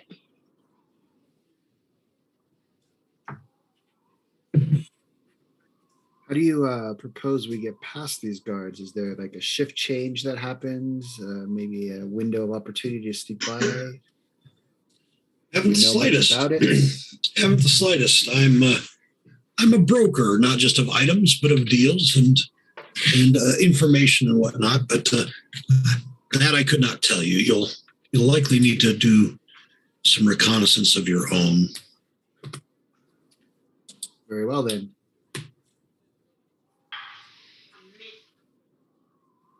Well, what do you guys think? I know Isra's in. We will Yes, kill we never Drow. fail any task. Looks like you had got yourself a deal. Good.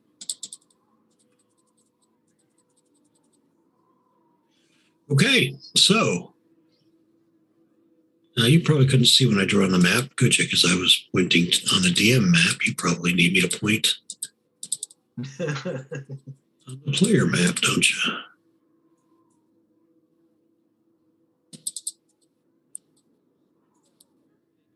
Ooh.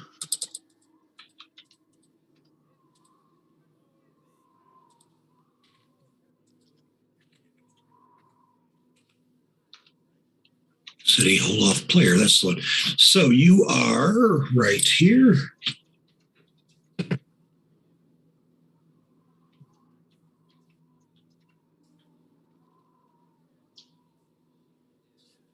And where you need to be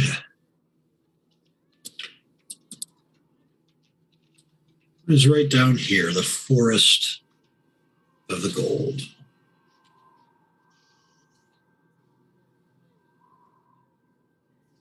So down on the other side of the mushroom farms, which you've been in, of course, in the general area of the slave pens.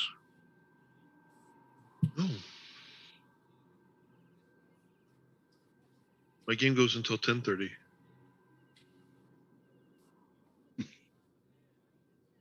I'm so sorry, guys.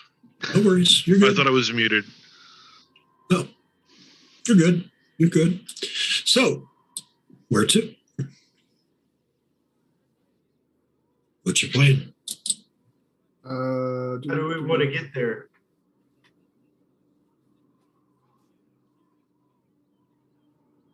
At night, when it's darkest, Now? casually, like Right now. away. We could head over there now and then kind of Shift observe for a little change. bit and then see if there's any shift changes or an opportunity. Just kind of send a couple familiars out there to recon the area. You tooth fairies. Yeah.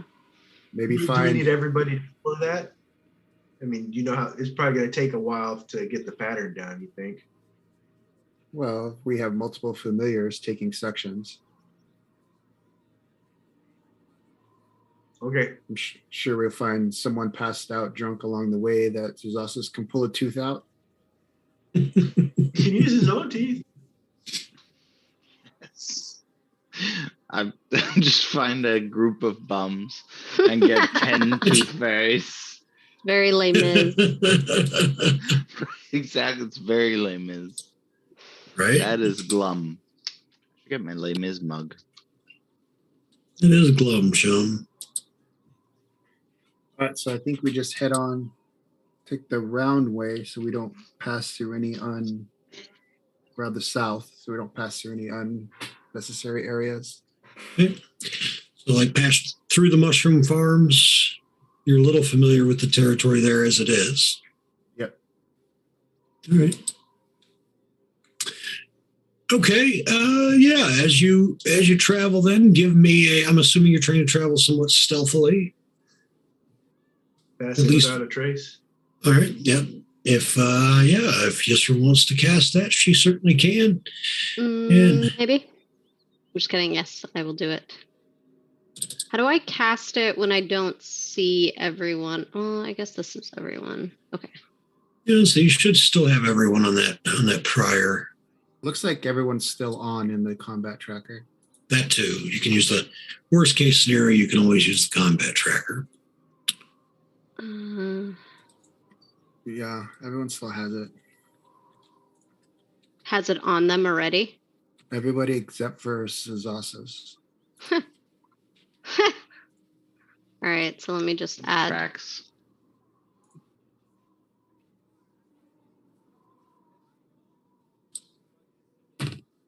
All right. Give me a second here.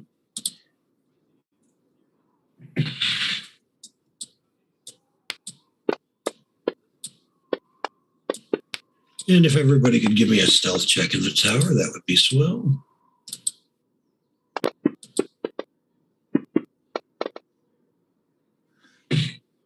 Did I mess that up? Only in that you gave yourself an additional. Oh, gosh. Or no, wait, that's Val. You have a plus 10 before Pass Without Trace? Wait, let me see here. My dexterity is pretty average. Thought I was just adding it to the sauce. Let's see. No, I have it twice. Just take 10 off of mine. Okay. Yep. Secret has a 20. Yeah, give me a second here. I have it once. It's Yours the only good. thing I can't adjust on my The sauce has it once. Twice. Oh. I got Zasas. I'll get Val. there it is. I think I've got everybody. Okay. And I can just modify it down then. Doo-doo-doo.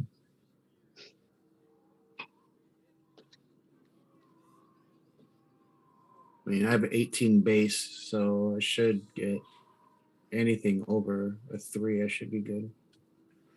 Unless I roll a natural 1. Well, that's the crazy thing with 5e, and that one on a skill check is not No. necessarily an auto fail. So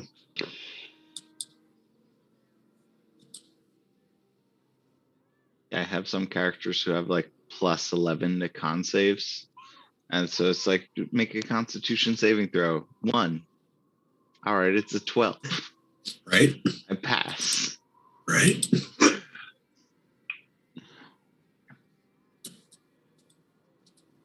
All right.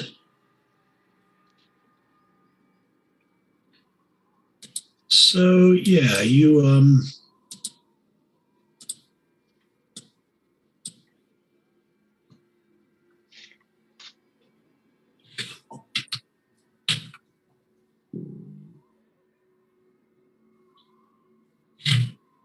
sorry guys, having a bit of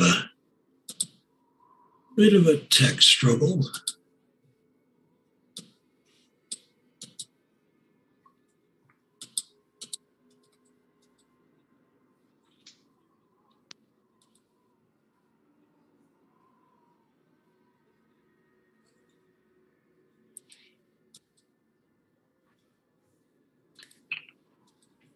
I really like that mithril armor. I wish I could find some with like a bonus to the AC as well, like the magical armor I got now. You know what I'm saying?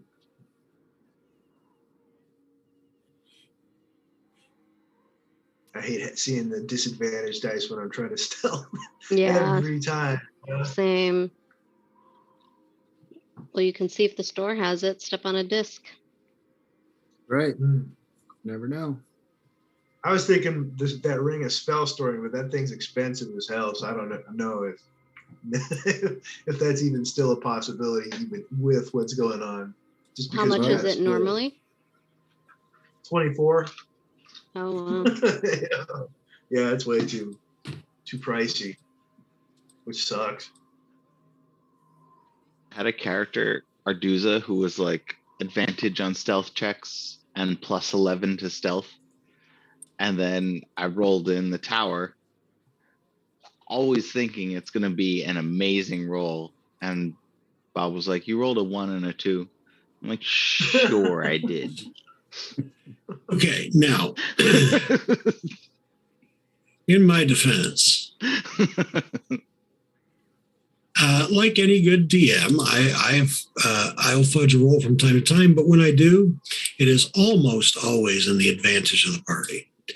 I will readily admit that, to the advantage of the party, or to the disadvantage of Tony. So those are the two. Dramatic effect on occasion, but for the most part, 95+% of the dice, they fall as they fall, which is why I've had 6 TPKs as a pro DM. Oh, gosh. I've had 6 TPKs in the last year.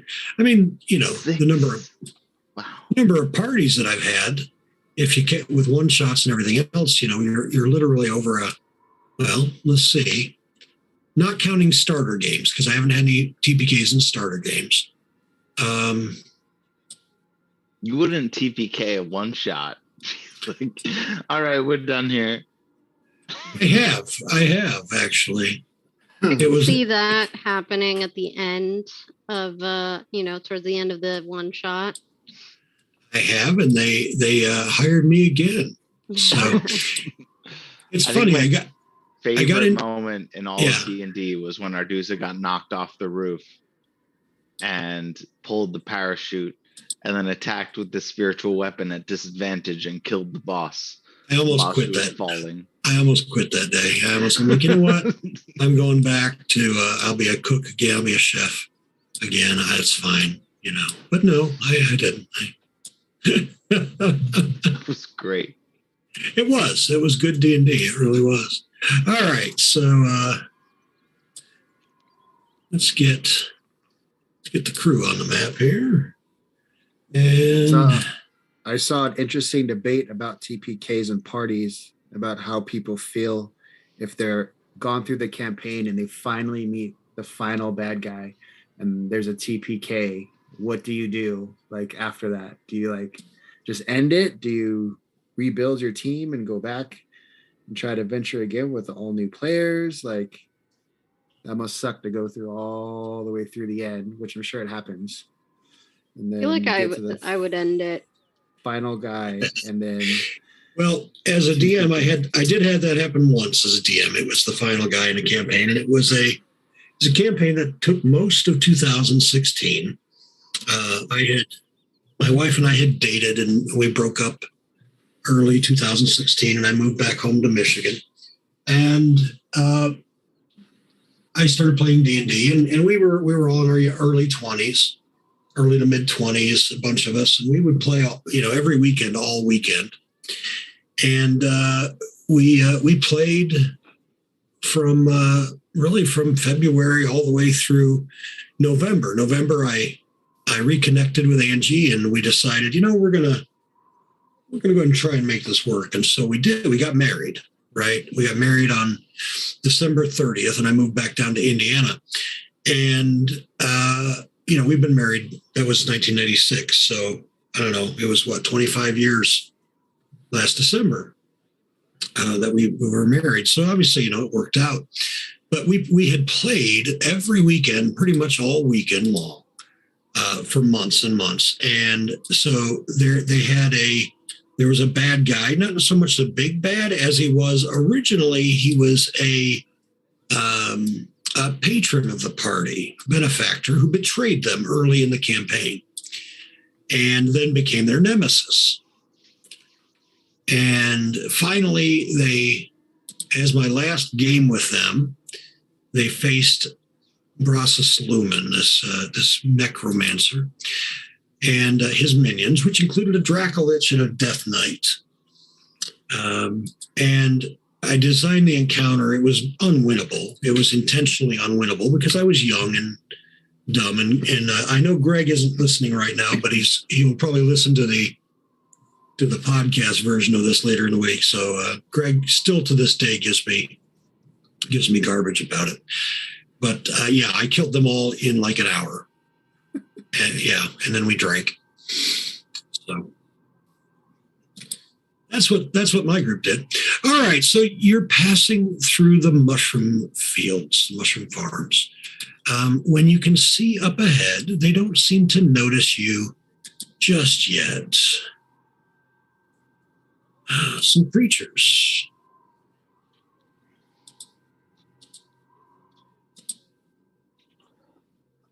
They are quite sizable. They look like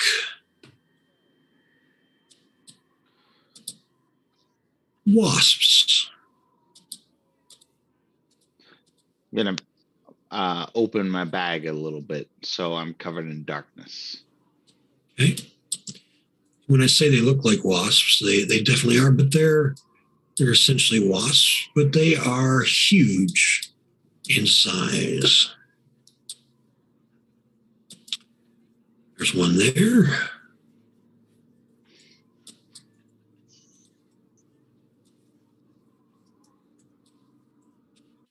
And there's one up here.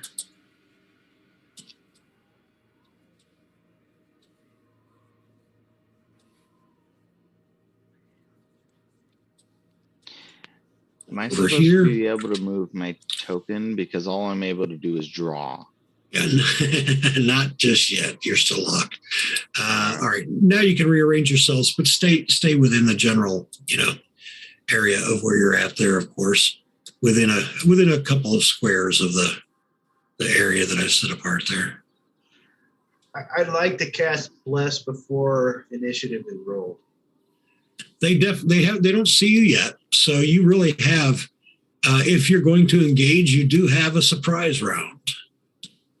Do you intend to? Well, Can we try to? what do we intend to do? I think we should try and stealth by. I mean, cast bless, but let's try to avoid wasting spell slots. I'm not going to cast it if we're going to try to sneak by. So you can roll. If that's what we're going to do. I don't think there's any way we're going to be able to sneak by. Well, what about that path in the middle? It's only 30 feet. I'm still only able to draw rather than move my token. Am I doing something wrong? Yes, Tony. Are you on the draw? Are you on drawing instead of right click, go to drawing. Does it say at the bottom, does it say exit drawing mode? Right click drawing, exit drawing mode. Yeah, yeah. At some point you clicked enter drawing mode. Unintentionally, I'm sure. Since Molly's not here, anybody particularly want to go first if we do go into initiative? Ooh. You mean who wants the advantage? Is that what we're talking about? Yep. I mean, I'll always take it. There you go. Sweet. Might have a reason to cast Hypnotic Pattern. Do you think that we're going to be engaging? It's just in case. This We're one never or the in next danger. one, whichever one that lasts for. He said engaging, not in danger. Our enemies are in danger. We're engaging those in danger. So what's the plan? Are we going to try to sneak around them? As we're talking, roll initiative because they notice you chatting. I mean, there is significant conversation. Let's see. I suspect they're gonna hear this. Is there a pattern in which they're flying? Go ahead and give me an insight check, and Val, you can go ahead and hit bless. I'll give you that one because you were pretty intent on it and smart enough to know that you're all talking. Go ahead and cast it, and we'll call that the surprise round. But they definitely notice you. They all buzz and start turn towards you. You don't really, though, see give me an insight check to see if there's like pattern. Put one in the tower. I don't know if you saw it. Oh, sorry, I didn't scroll here. Whoops. Yeah, nothing that you're getting. So everybody go ahead and roll for initiative because, at this point, they're interested. They really are. I've been playing a lot of Horizon, and I've been mapping patterns. Right, sure. No, that's reasonable. No reason to apologize. Oh, I should have given that advantage to myself on that triple advantage. Triple advantage. I appreciated the 20. Mm-hmm. All right. Z, you're up first. All right. I will. How do I measure distance again? Control click on a creature to measure distance, or you can right click, go to pointers, draw a line, or press both buttons and draw a line. 60. Yeah. All right. So Titan Wasp number 1. I'm going to hex. All right. Which means I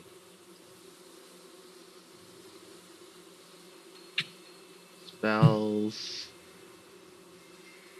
hex. I'll give him disadvantage on strength, I guess.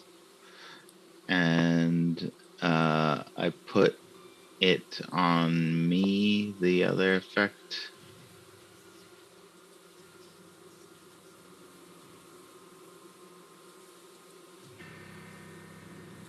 Okay, I think I did that right. Did I do that right? Hopefully. And then I will Eldritch Blast him. All right. Yes. Ooh, a crit right off the bat. That's a bummer. It's a bummer. Wait, is that 1124? Yeah. I want to use my whatever meta magic I have to re-roll that one, the one, Whatever, and the two. whatever meta magic it is. Listen, I've had a lot of alcohol. I understand. So that's a 1. So these are the D10s being re-rolled. That's more like it. And then this is the D6 being re-rolled. That's more like it. So 20 minus 4 is 16, plus 13 is 29 damage. Hey. All right. Anything else for Zazasis? I'm going to Eldritch Blast him again. Hey. That hits for...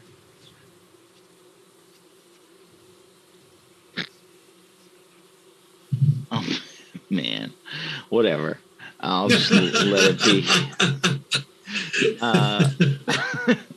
And then I'll move 1, 2, 3, 4, 5, 6. And that was... Did I use my bonus action? I didn't use my bonus action, right? No, I did. You did the hex, yep. All right, I'm done. All right. Yavir. All right, so Yavir is going to Blade Song's bonus action, right. Believe so. So bonus action Blade Song, and then Yavir is going to 5 and 15, 20, 25, 30, 35, 40. Now, are those two close enough to hypnotic gaze, both of them? I'm talking about Titan Wasp 5 and Titan Wasp 16. It's a 30-foot cube, I believe. Let me go to my D&D Beyond page to make sure. Hypnotic pattern, 30-foot cube. Can I get both of those in the 30-foot cube? 5, 10, 15. I would imagine so. Yep. Okay. So Yep. I'm going to... Any two of those three you could get. Yeah, I'm just going to get 16 and 5. Because right. those are the only two I can see right now. So, I've never cast this before. All right, control click on the multiple targets, and then you should have a... Yeah. Just a reminder that within 10 feet of me is darkness, so you might not want to be within 10 feet of me. Right. Yep, so you will have to move up a little bit. There. Yeah. I'm big, so half of my body's in and half of it's out. That's good enough, right? Yep. Yeah, and it's still a 40 movement, so... All right, and then let me... So just put the dice on one of them and it'll go to both, right? The dice in the tower, or just click it, and it'll go to both when you have them selected. Did they fail? They both did, yeah. Okay, so then I need to... so they're incapacitated. Their speed is 0. And I am concentrating. So bonus action, and it is on to Titan Wasp 1. All right. Let's see. They become charmed for the duration. They're incapacitated speed of 0 if they take damage or if someone else uses their action to shake them out of the stupor. All right. So, Titan Wasp 1.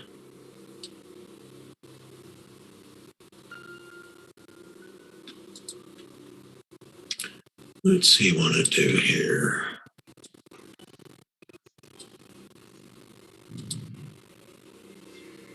Let me know, by the way, if the music is too loud or anything in the background. I actually like the creepy music.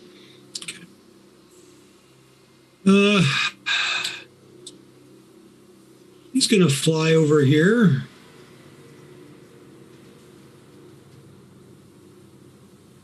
Fly here and wake Wasp 16 out of its stupor using an action. And then fly over here. Crap. Siku. All right. I'm gonna duck past here. And I'm going to Hunter's Mark that wasp right there.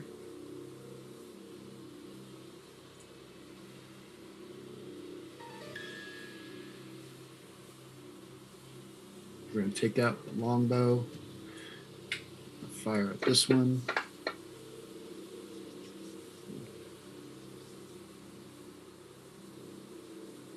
I'll hit.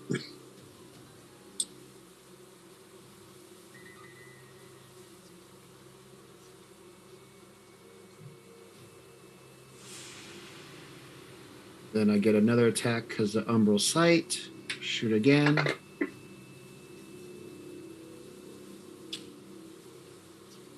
Hit.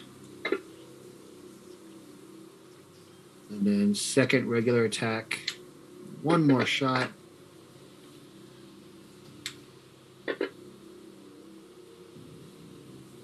Moderate. All right, that's it. All right. Wasp 16. Oh. It's going to fly right there and attack Javier. I'm getting ready to say shield. The bite. 9. You want a shield now? 9. How about a stick? Stick? No. Sting. Shit. Shield all you want there. It's a crit. Sting. I cast silvery barbs to make it re-roll the crit. Yeah, I was actually gonna. Wait, I'm gonna cast silvery barbs. All right, you do it. All right. Yep. Give you yourself those hit points back. Silvery barbs is OP. Sons of This bitches. is great. Yezra, you're up. Way OP. All right, I'm gonna run east. Oh, come on. Oops. And as I run over, I'm gonna activate Shillelagh.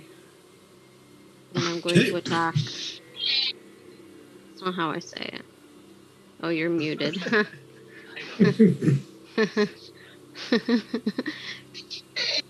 And he always yells it. Right. Okay. Here we go. Oh, I didn't activate it. I think it's fine. It's assumed. That's a hit. Okay.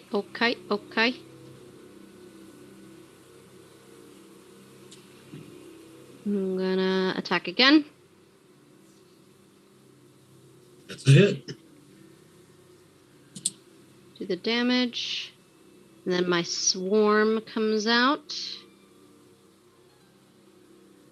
Yeah. Whack, schmack. And I'm done. +4.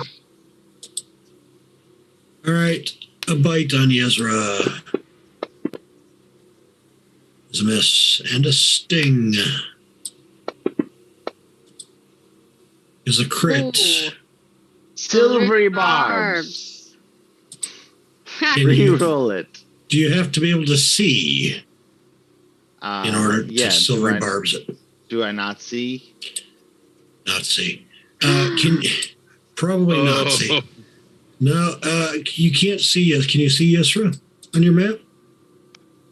From southeast. Nope. Yeah, I can't see her. I guess not. Oh no! Good luck, Yisra.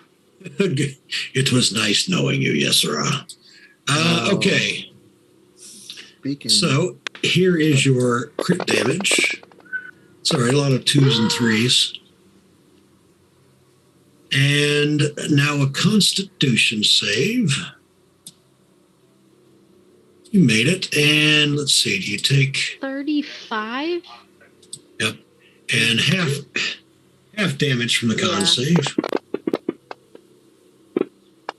Man, All right. poison.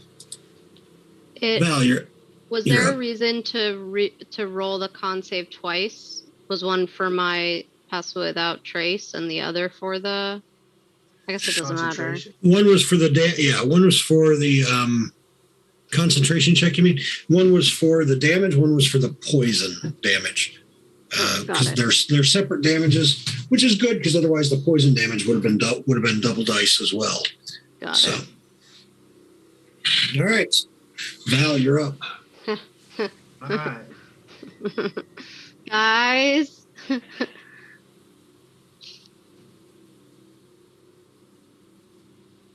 So I was going to head over to where Yizra is.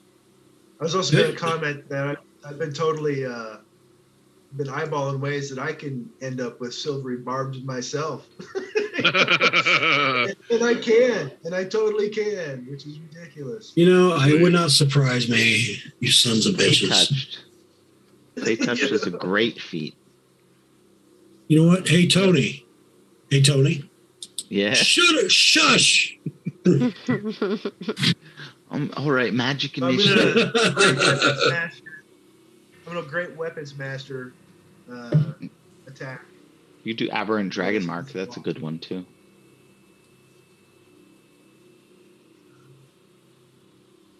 But first, Get him, Val. Get him. the vow of enmity.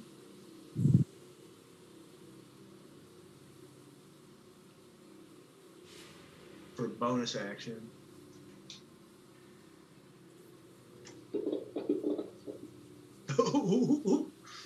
Yes. Dang, you guys. Okay, so that was a great weapons master. So Silvery I can add 10. barbs. Yeah, silvery barbs. I know, right? I was like, oh my god. No, that would suck so much. Where was I? One of these days, I do want Cecil's to accidentally silvery barbs a teammate. Tonight might be the I'm night. also going to Divine Smite since I crit. Okay.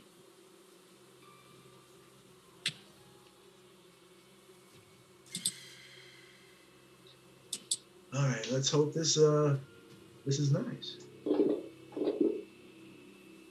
Yeah. Wow, he's still alive. Oh yeah, heavily wounded though. Okay. All right, well, I'm gonna swing again.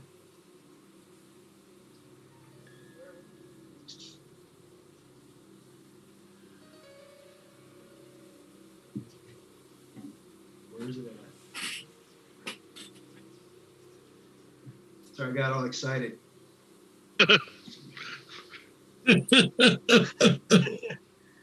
Great weapons master again, and do it.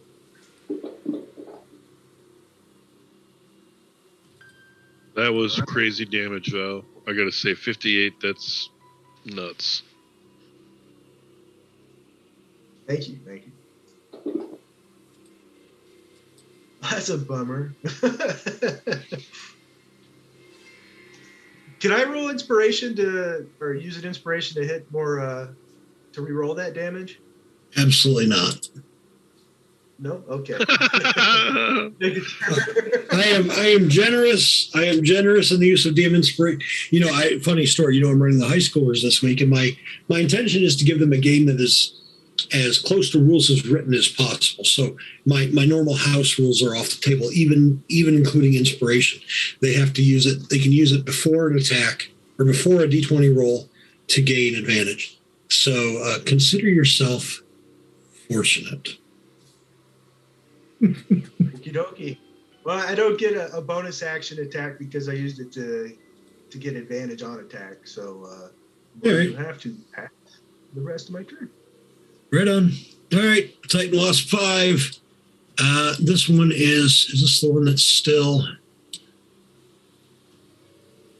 incapacitated? Or did this one get incapacitated? Why don't I see the effect on it? That one failed your save, right? Yavir? Which one? 5, right? Yeah, you're yeah. Both of them failed. All right. I just didn't see the effect on him. So, all right. Oh, so, did I not drag it on there? It's fine. Yeah, I'll add it for him right now. So he doesn't do anything then. He'll just pass turn. And the camera crew, see if there's a better position because he can't really see everything. A lot of obstacles in this map. They're big, tall mushrooms. There we go. All right. Zazus. No big spells, Zez. I am up. I would like to find the wasp that I had hexed. So I'm going to move 5, 10. Aha, I see him. Don't do that. You got darkness. Yes, I am aware. And then I will... This creature is 2 sizes larger than me, so I can move through it. So 20, 25, 30. And I will attack the one I have hexed, which is Titan number Wasp 1? 1. Yeah. So let's do that. Actions.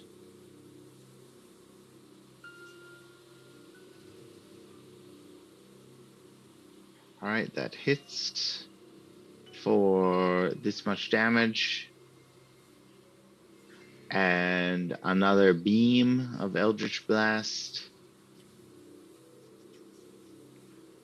Hits for this much damage. And I will quicken Eldritch Blast.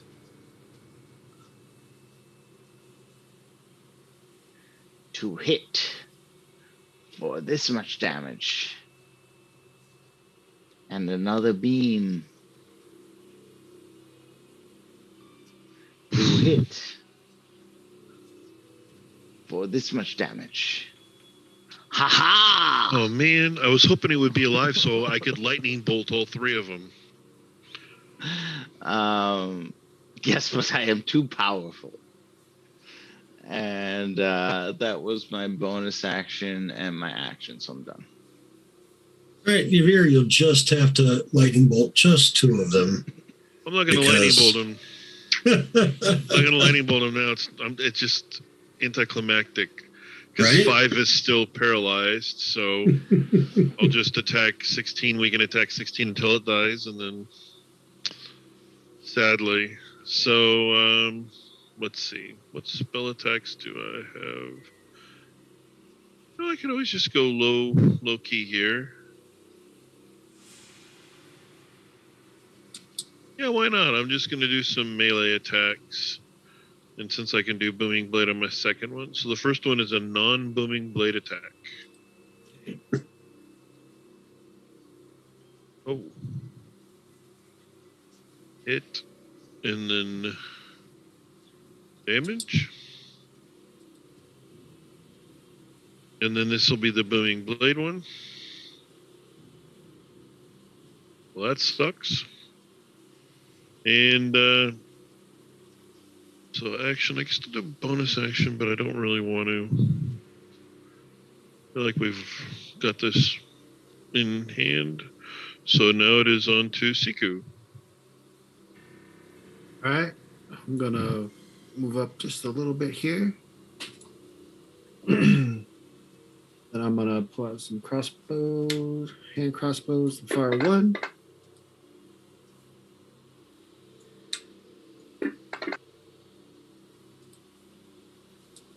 Attack it again.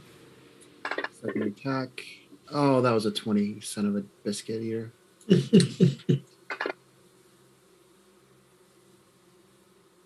And bonus action, crossbow expert. We're going to load a walloping arrow just in case it has some hit points left over. And that's a hit. There's that. And it's dead. All right. Well, I was trying to get out of go on the ground so Yuzura and Val would have advantage. So I move 5, 10, 20. I got 10 more feet. I'm going to move right about there. Okay. All right. Wasp 16 is going to come fly around over the mushrooms and then down here. Oh. And I'm sorry, that's 5. It's not five's turn, it's 16's turn. No. Was he there? Where was he? Was he up here? Yeah, he's about there. And he's also charmed or whatever you want to say. Yeah. All right, so Titan Wasp 16 will move away from Yavir. And you'll have an opportunity attack. Enough of them was visible before that Yavir can have an opportunity attack. No, thank you.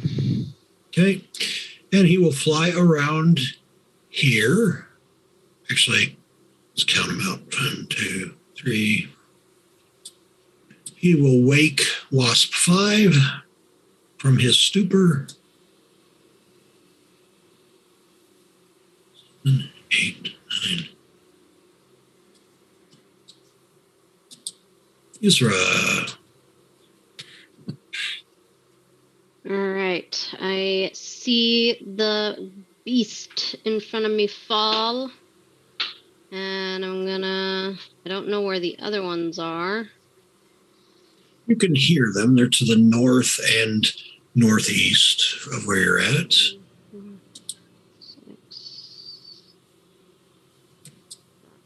How far was that? So control.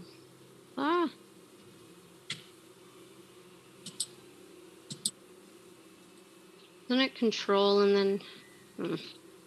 Oh, click to target something.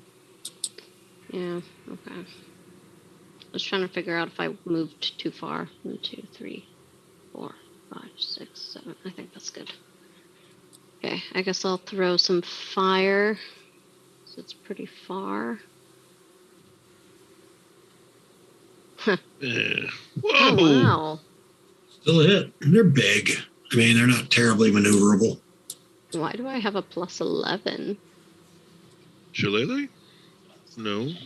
No, it's not with the staff. Yeah, with staff.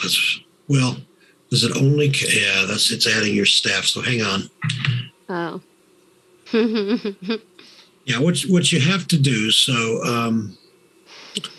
when your staff is on, what you have to do is you have to take that effect off when you're going to do something that's not using your staff. How do just with the walking person? Yeah. I think if you click on it, it'll undo it. So technically, that one is going to have been a miss because their AC is 15. So without that extra 3, that was a miss. Okay. No worries. Yep. That is my turn though. So- Did you make sure to take back the 6 too? Yep, I sure did. Okay. Wow. Okay, I'm gonna start moving up to see if I can engage another one.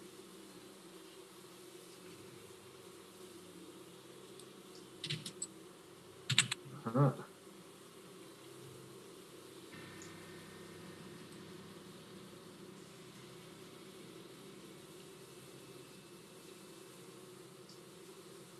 Well, I think my best shot is the Eldritch Blast. This one, what is this? 16? Yeah.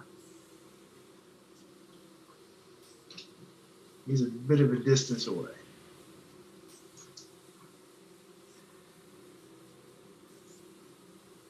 There it is.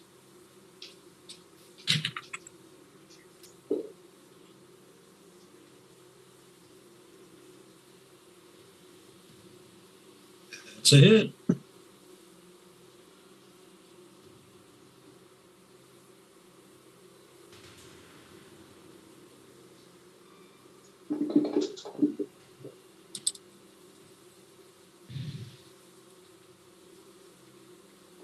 Yavir, can't you just snatch up all these wasps with your web and just call it a night? Jeez, I wish I would have thought of that. You're right. I could have proposed something. I mean, yeah.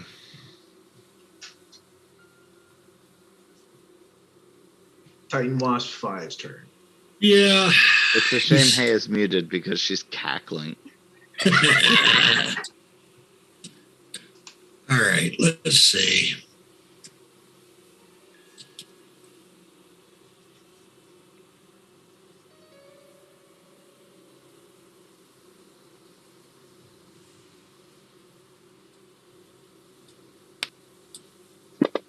With a bite on Yavir shield, is it? Sure, shield. Drag the effect on myself.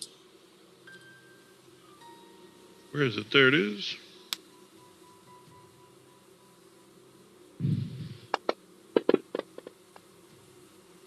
Yeah. All right, he's got 10 more feet of movement. He's going to take it. If you want you won't have an opportunity attack because you used shield. And he is going to go 10 feet up in the air. Zasus. It is my turn. I will bonus action move my hex to this other dude. Okay. Hex is a level 1, and the strength. Boom.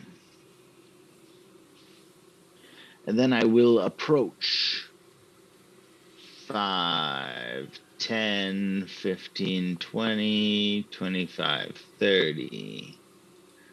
So I can see this dude. And then I will surprise no one by casting Eldritch Blast. Correct. Which hits for this many. And then second beam hits for this many. It's pretty good. So that was my bonus action and action. So I'm done. Here. Yeah, 10 feet up.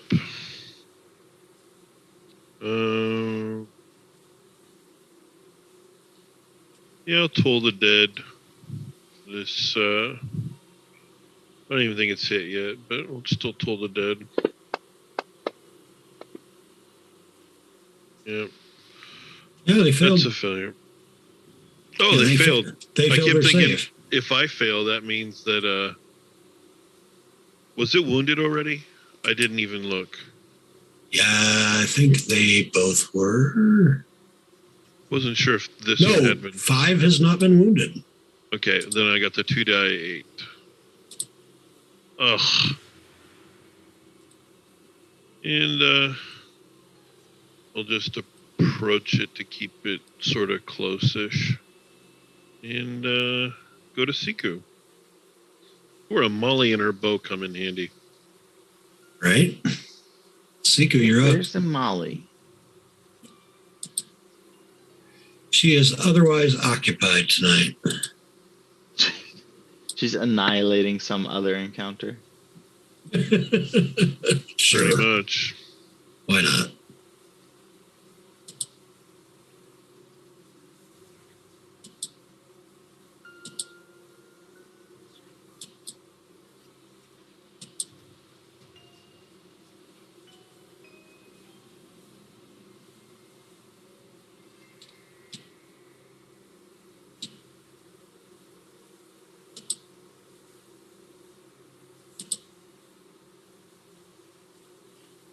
Siku, you with us?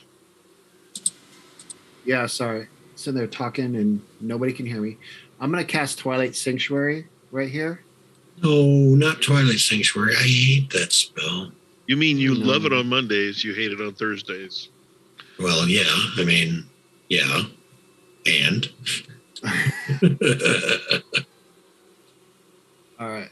So I'm going to cast Twilight Sanctuary. Gonna have to walk me through how to do this again. Yeah, let's see. So,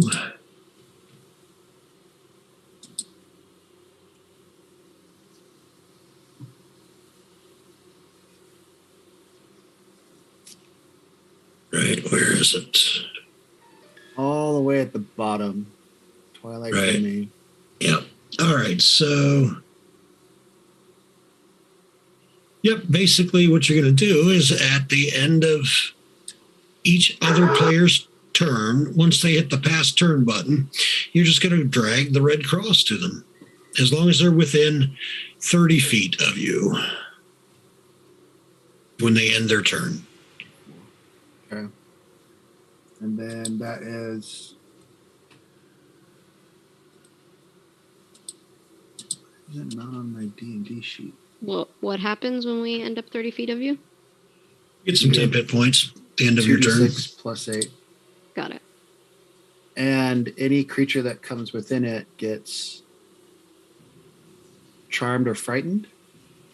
No, you can end a charmed or frightened effect instead of giving There we go. temporary hit points. All right. And then that is a spell slot. Yes.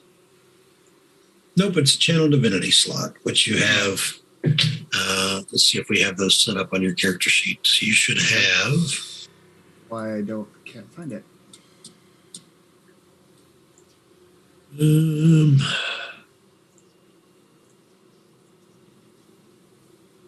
Let's see, you should have.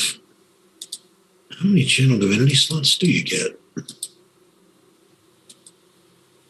I think it's 2 for a while. Yeah, so you can do it between short rests, right? Yeah. Yeah. All right, there you go. Okay. You can just mark off the dot there. Yep. There we go. And then it includes you at the end of your turn. You drop the red cross on yourself as well. Right. And is that considered my action? Yes. Yeah. Bonus action. I did not attack, so I don't have anything else. Concentration. So that's all I got. All right. All right, wasp 16, 10 feet. Bite is a miss. Sting is a miss. You can make an opportunity attack if you wish, Zossus. I would not like to.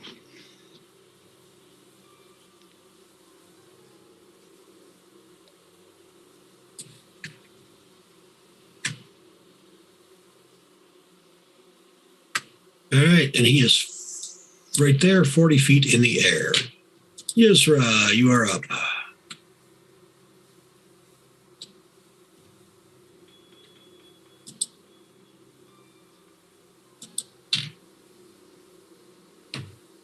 I was double muted, sorry. So I can't be melee with him if I don't fly?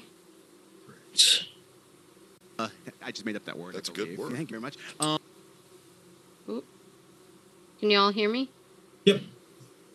Yeah. Sorry, I didn't hear the response. If I can't fly, I can't be melee with him. Yep, unless you are 40 feet tall. I am 8 feet tall. Actually, you have to be 35 feet tall, not 40. So, you know.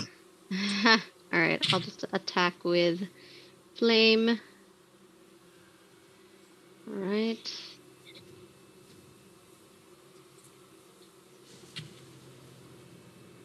All right, not bad.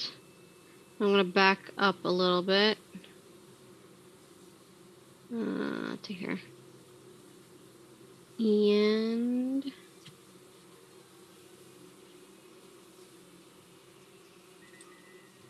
Oh, okay. Do we do potions of healing as bonus actions? Yes, that is one of my handful of house rules. Okay, I'm good for now, but I just wanted to remember that. Thank you. And you get hit points. So I was curious, would this wasp over here, wasp number 5, be reachable by me with a great sword? Does your greatsword have reach? Does it have a 10-foot Does not. range? No. Then no. Like you I could just figured tickle since I was like 6 foot with a 5-foot weapon. You could tickle its feet. You know what I'm saying? So, You could tickle its feet a little bit. I mean, you can technically get it up there to him, but it's not with enough force and whatnot to do damage. I see. Nope. Tickling is a form of torture. You should do it. It is indeed. It's okay. I'll just keep slinging some Eldritch Blasts.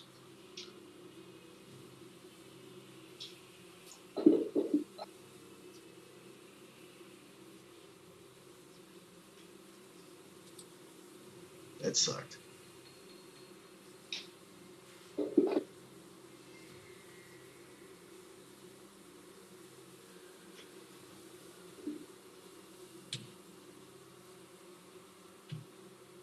And I will pass my turn.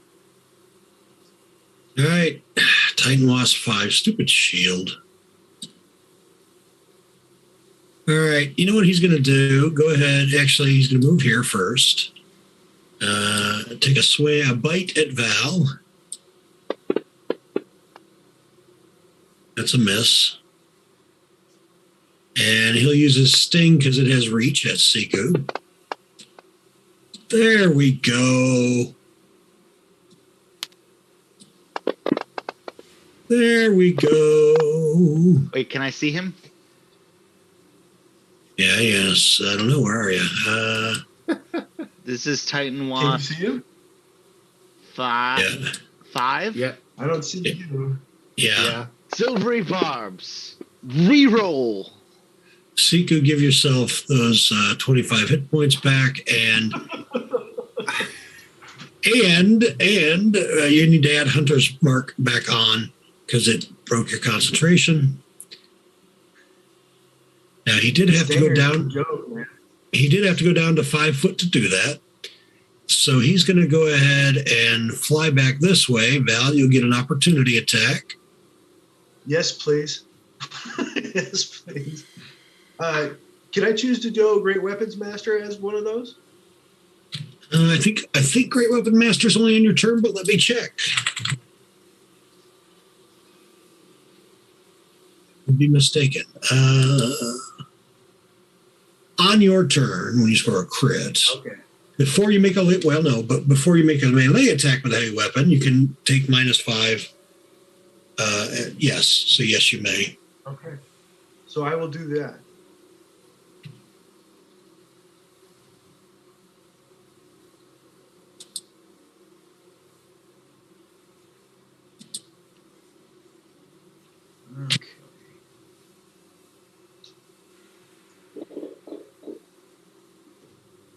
Yep, that's a hit.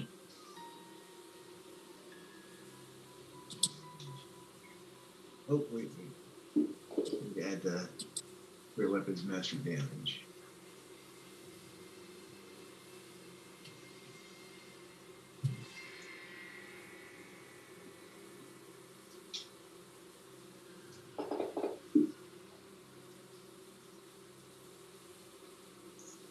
Okay.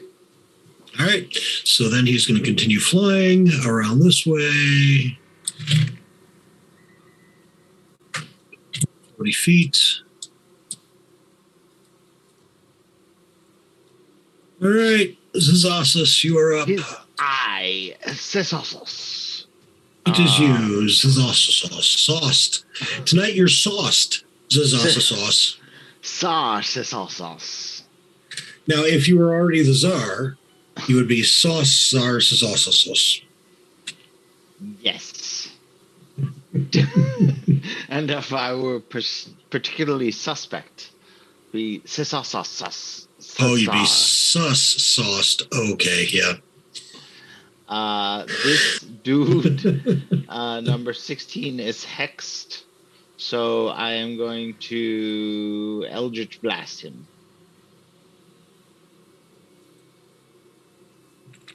Hitting for this much. And second beam. Hitting for this much. Still lived that. He lived That's that. tough. I will quicken an Eldritch Blast then. Hitting for this much. Yes. And then I will move, since I am vanquishing these wasps single-handedly. 5, 10, 15, 20, 25, 30, moving closer to my syndicate. That was everything I can do, so I pass my turn. There.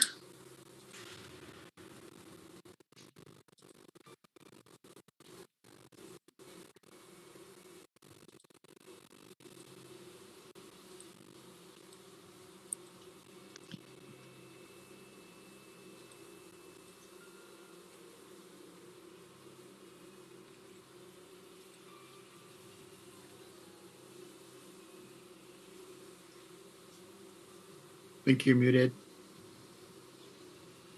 That makes sense. I said I couldn't see it. Like, I have no idea where they're at. Because all these pillars and stuff. Oh, there it is, way down there. Okay. Toll the Dead.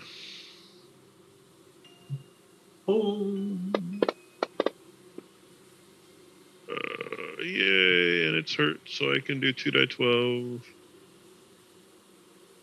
Better than last time. Go, Siku, go. You said way down there by like south? 15. I see it. It's right down here. South? Yes. Indeed. Okay.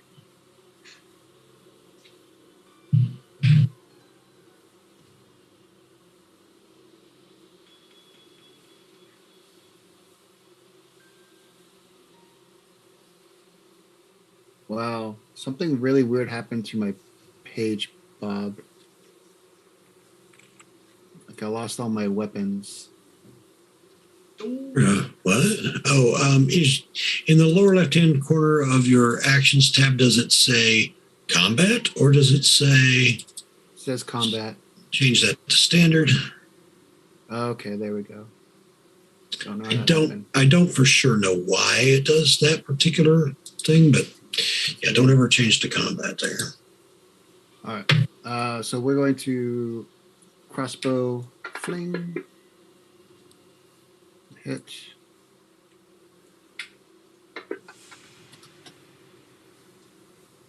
I'm gonna crossbow again, second action. Fling.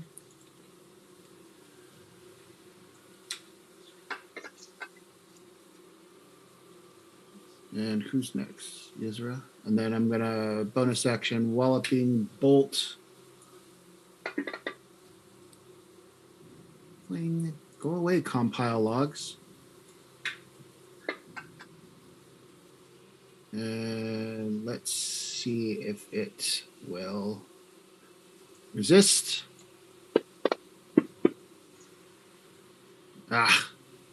Tried. You did indeed. Yizra. Alrighty.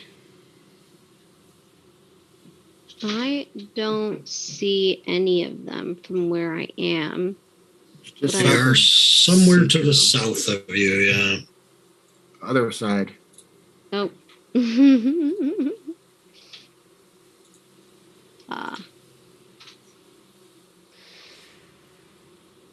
don't want to get too close.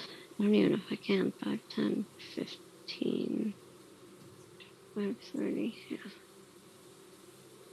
I'll stay here.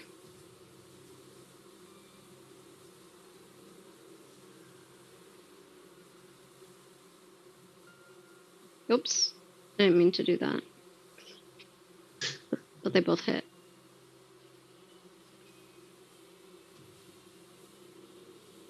Oh. Oh. Right. Oh. I am ending my turn and ending my play for the night. I'm going to have to bow out for the last half hour here. All right. I'll NPC you. Sounds good. Bye, everyone. Right. Night, Haya. Hey, Yisra. I'm just impressed that I'm not on mute. Nope, you're not. You're not. What are you impressed about? That it was your turn and you weren't asleep. Oh, you be nice. You be nice to Haya. We like Haya. It's like, oh, I woke up. Oh. All right. All right. What does that mean? She's speaking to me in Arabic. I don't understand. It's not fair. She Not might fair. be giving you some sign language. Look at that. I'm sure it's dirty.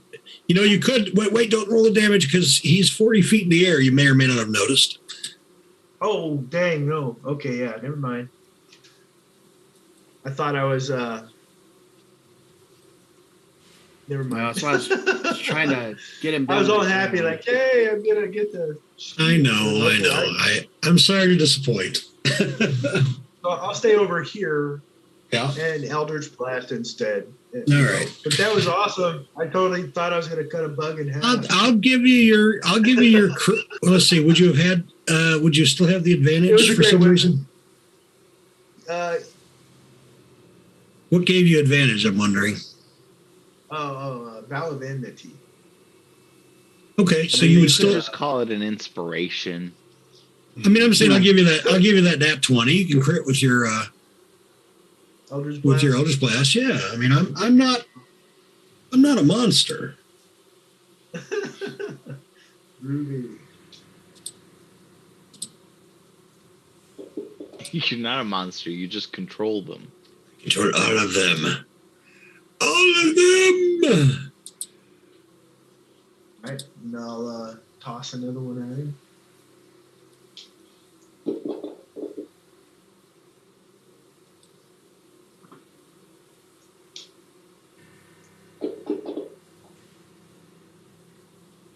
That's all I got.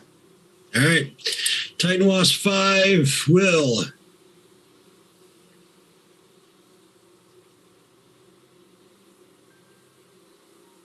We'll give temporary hit points. Fly 160 feet in the air, as well as another 100 feet off of this map. Expeditious retreating. He's at I think we scared 160. it off. I mean, anyone who's got range of 160 feet on an attack, you could certainly make one more attack, see if you can take him down. I got 120. You know, I could probably get to no, that's not. You still have to get 40 feet up in the air to be at 120. Right. Anyone? I do. I have a longbow of warning. All right, Zazasis, you got anything you can hit him with if he's 160 feet in the air? At don't think it'll 160 feet, kill I him, think I though. can only hit 120 feet. All right. Yeah. Yavir, same. I don't have anything. Siku, go ahead and make your Yep. shot. All right. 1. Kick his ass, Seabass. It's a hit. Nice. I was getting ready for silvery barbs. At 160 feet. All Can right. you see him? And then that's second attack. That doesn't hit.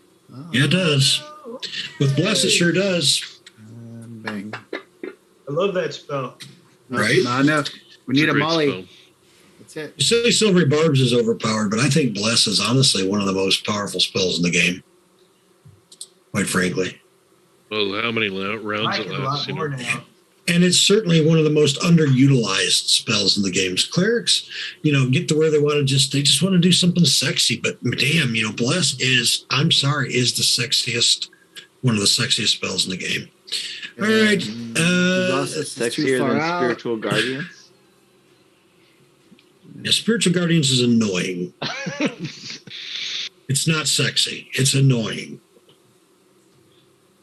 Bless is sexy because it's quick, it's easy, it's a first level spell. It's versatile. It hits so many different applications. And it's a lot sweeter when you have advantage with Constitution saving throws. All right. So, that Yisra I don't think has anything that's that long of a range. Let me look real quick. No, she doesn't. Nope. All right. Whoa. All right. The Titan Wasp then flies away. Fly away. For reinforcements. Flies away for reinforcements, and 47 of them come back. Okay.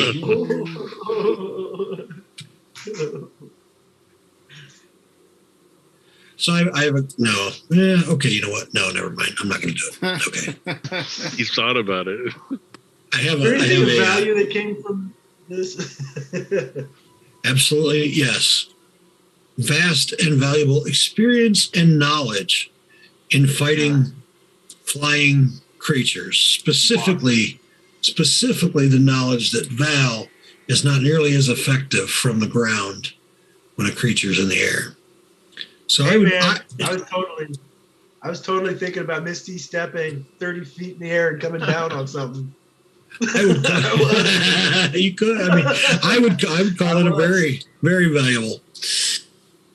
All right. So Val put the Val in valuable. It's coming. Oh. All right. So we're continuing on, I assume. Gonna cast Cure Wounds on Yizra. Can we take like a short rest? Sure. That's what's cool about Warlock spell slots. They all come back. We're gonna do 3rd level on her. What? Inspiration. Sorry. I'm using one of my inspirations to reroll that. Dude, that's Reroll insane. what? Inspiration. I was curing wounds on Yizra, and I rolled 3 1s. Inspiration doesn't let you reroll anything but a d20, though. Damn it. That's ridiculous. It is, isn't it? DM. No, DM not on the a- inspiration. The 3. on a power trip. The triple ones. You know what that Very deserves, unlikely. though? You know what that deserves, though? You ready for it? Yeah, go ahead. Go ahead. It's her character. It's her character that's gonna die. It's a 5. Just kidding. Well, she can spend hit dice during the short rest. I mean, I was trying to kind of help her out a little bit more there. 0.2% chance that you roll 3 ones. Well, the computer did it. I don't think I could roll 3 ones if I tried on the table. All right, so I'm going to assume that Yusra would indeed spend some hit dice during this short rest. What I is was this thinking the game? same. Yahtzee? Right?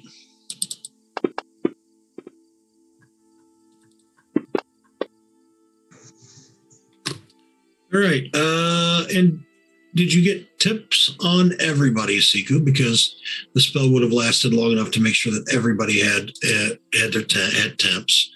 If they haven't, Yeah. no, it looks like they do. Okay. Yeah, I was able to get temps on everyone that fell in the 30 range when they ended. Okay. So how much temporary hit points do we have? You have. You have 6 because I only have got 8. you once in my circle. 6. Sweet. Val has 8. Yuzra has 8. Yuvira has 6. Sadly, I only have 3. The one that was actually casting it. All right. So beyond the mushroom farms, you see the head. There are livestock pens, and these pens. There are about a dozen driders overseeing the enslaved persons working in the royal livestock pens. In the livestock pens include large lizards, giant frogs, tyrannosaurs, atrociraptors, triceratops beetles, and enormous boars. Tyrannosaurs. I'm making a note. That means now that Yavira's seen one, he can polymorph into one. Yes. That's, yep.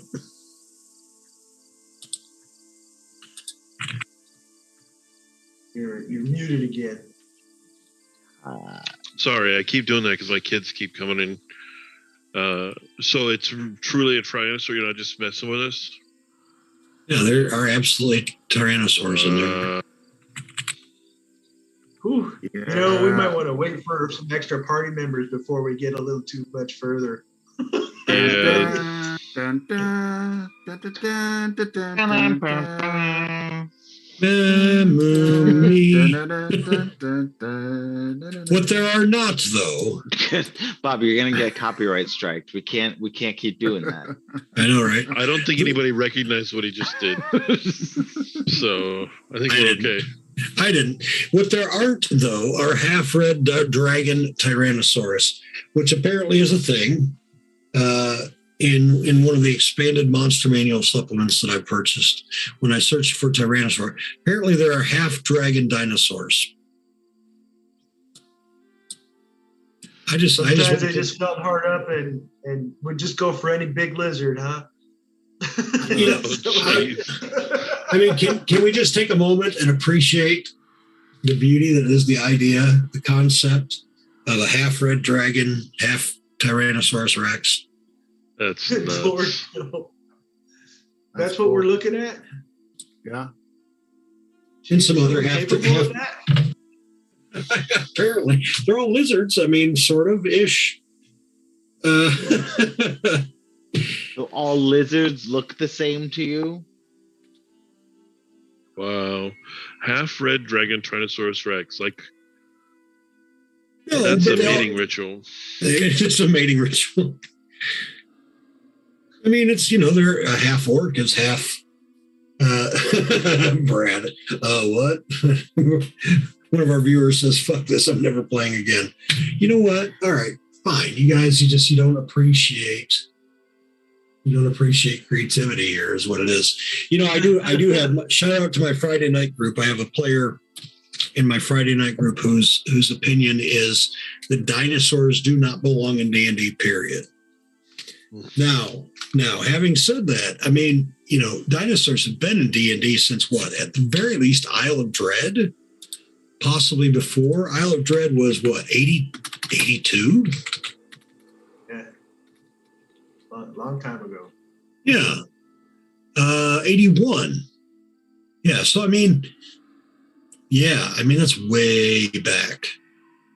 So, and my high school kids that are playing, after 4 days, I'm obviously doing a good job because I've turned them into actual gamers, because by day 4, one of them is complaining about the idea that somebody in Dungeons and Dragons might have a firearm.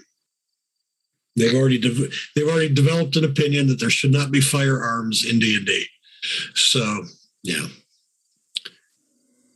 Unless you're casting fireball, in which case you have a firearm.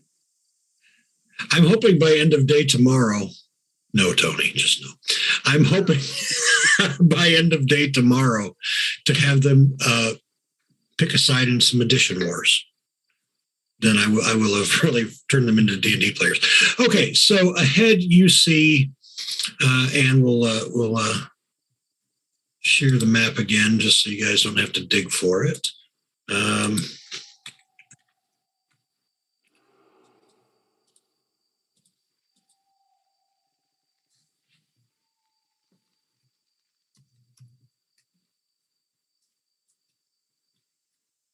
All right, so of course here is the Royal Mushroom Farms that you just passed through.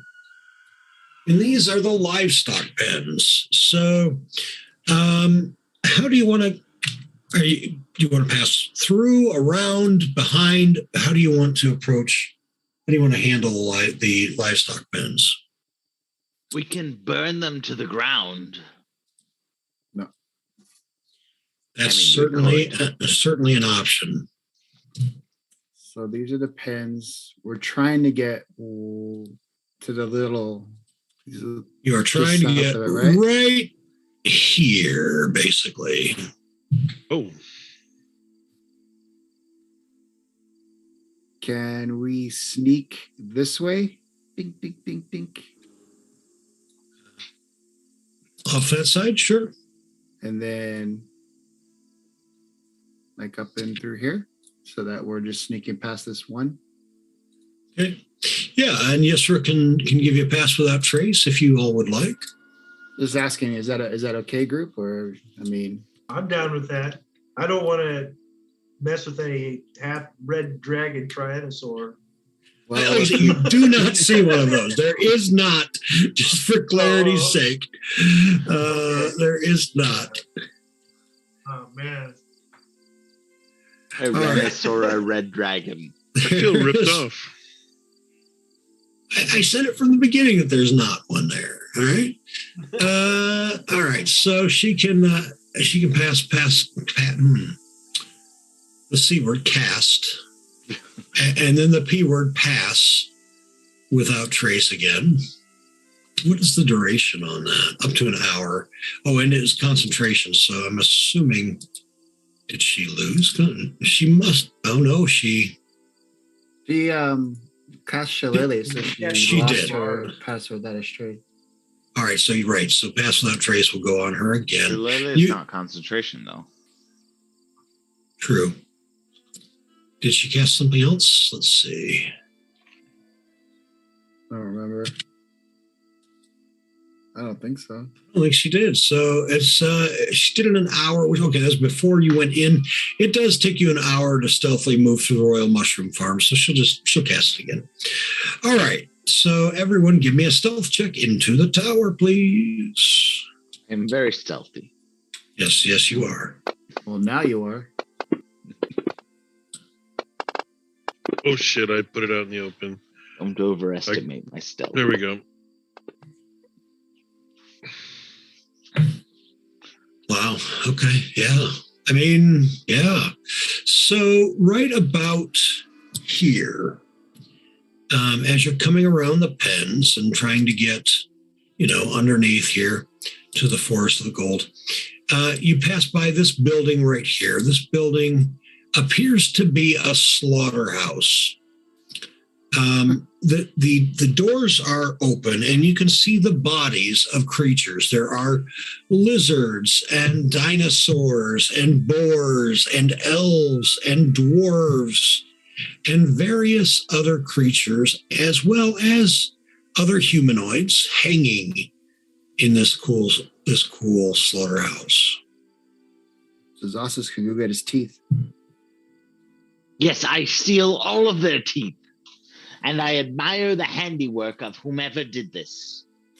So you're going to enter into the slaughterhouse? Oh yeah, you see people moving around inside, absolutely, as well as some driders that seem to be guarding the people moving around. You assume the workers inside are enslaved persons. All right, I say excellent work.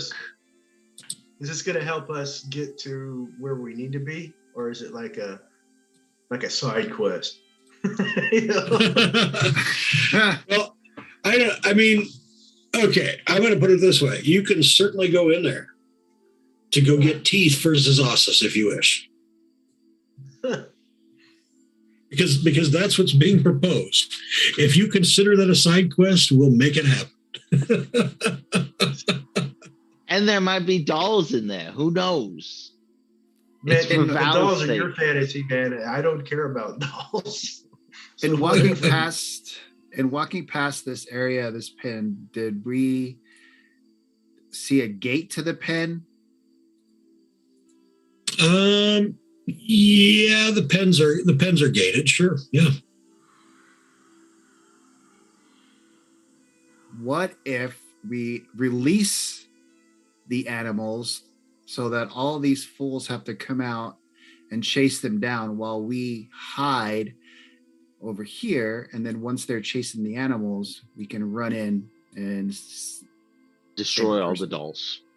Yes, and find the person while they're occupied. I don't mind opening a gate and then kind of hiding.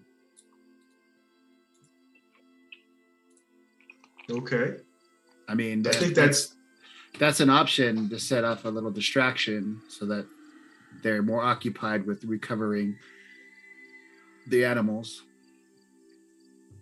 Yeah, if you want, you can do that. Yesra suggests, we could also let loose a creature from my bag of tricks that the animals might want to chase. There you go. That Yesra's pretty smart. Yeah, she is. She is. Idea, Yesra. She is. So, all right. Sounds like a plan. All right, everyone give me another stealth check. There are two gates. There's one at the there's one down by the slaughterhouse. And then there's another one sort of on the northern side of it. Which gate are you wanting to open up?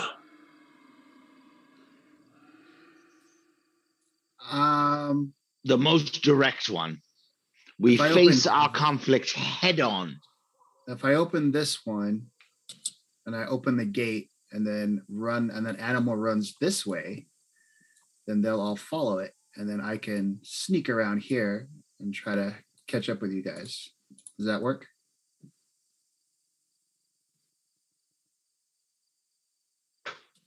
Sure. Sound like a plan? All right. So Yisra and I she'll have to be with me because she'll have to throw the animal out there, yeah? Yeah. Yep. All right. And then you guys just kind of hide back here, and when all hell breaks loose and the coast is clear, you guys run in and you try to find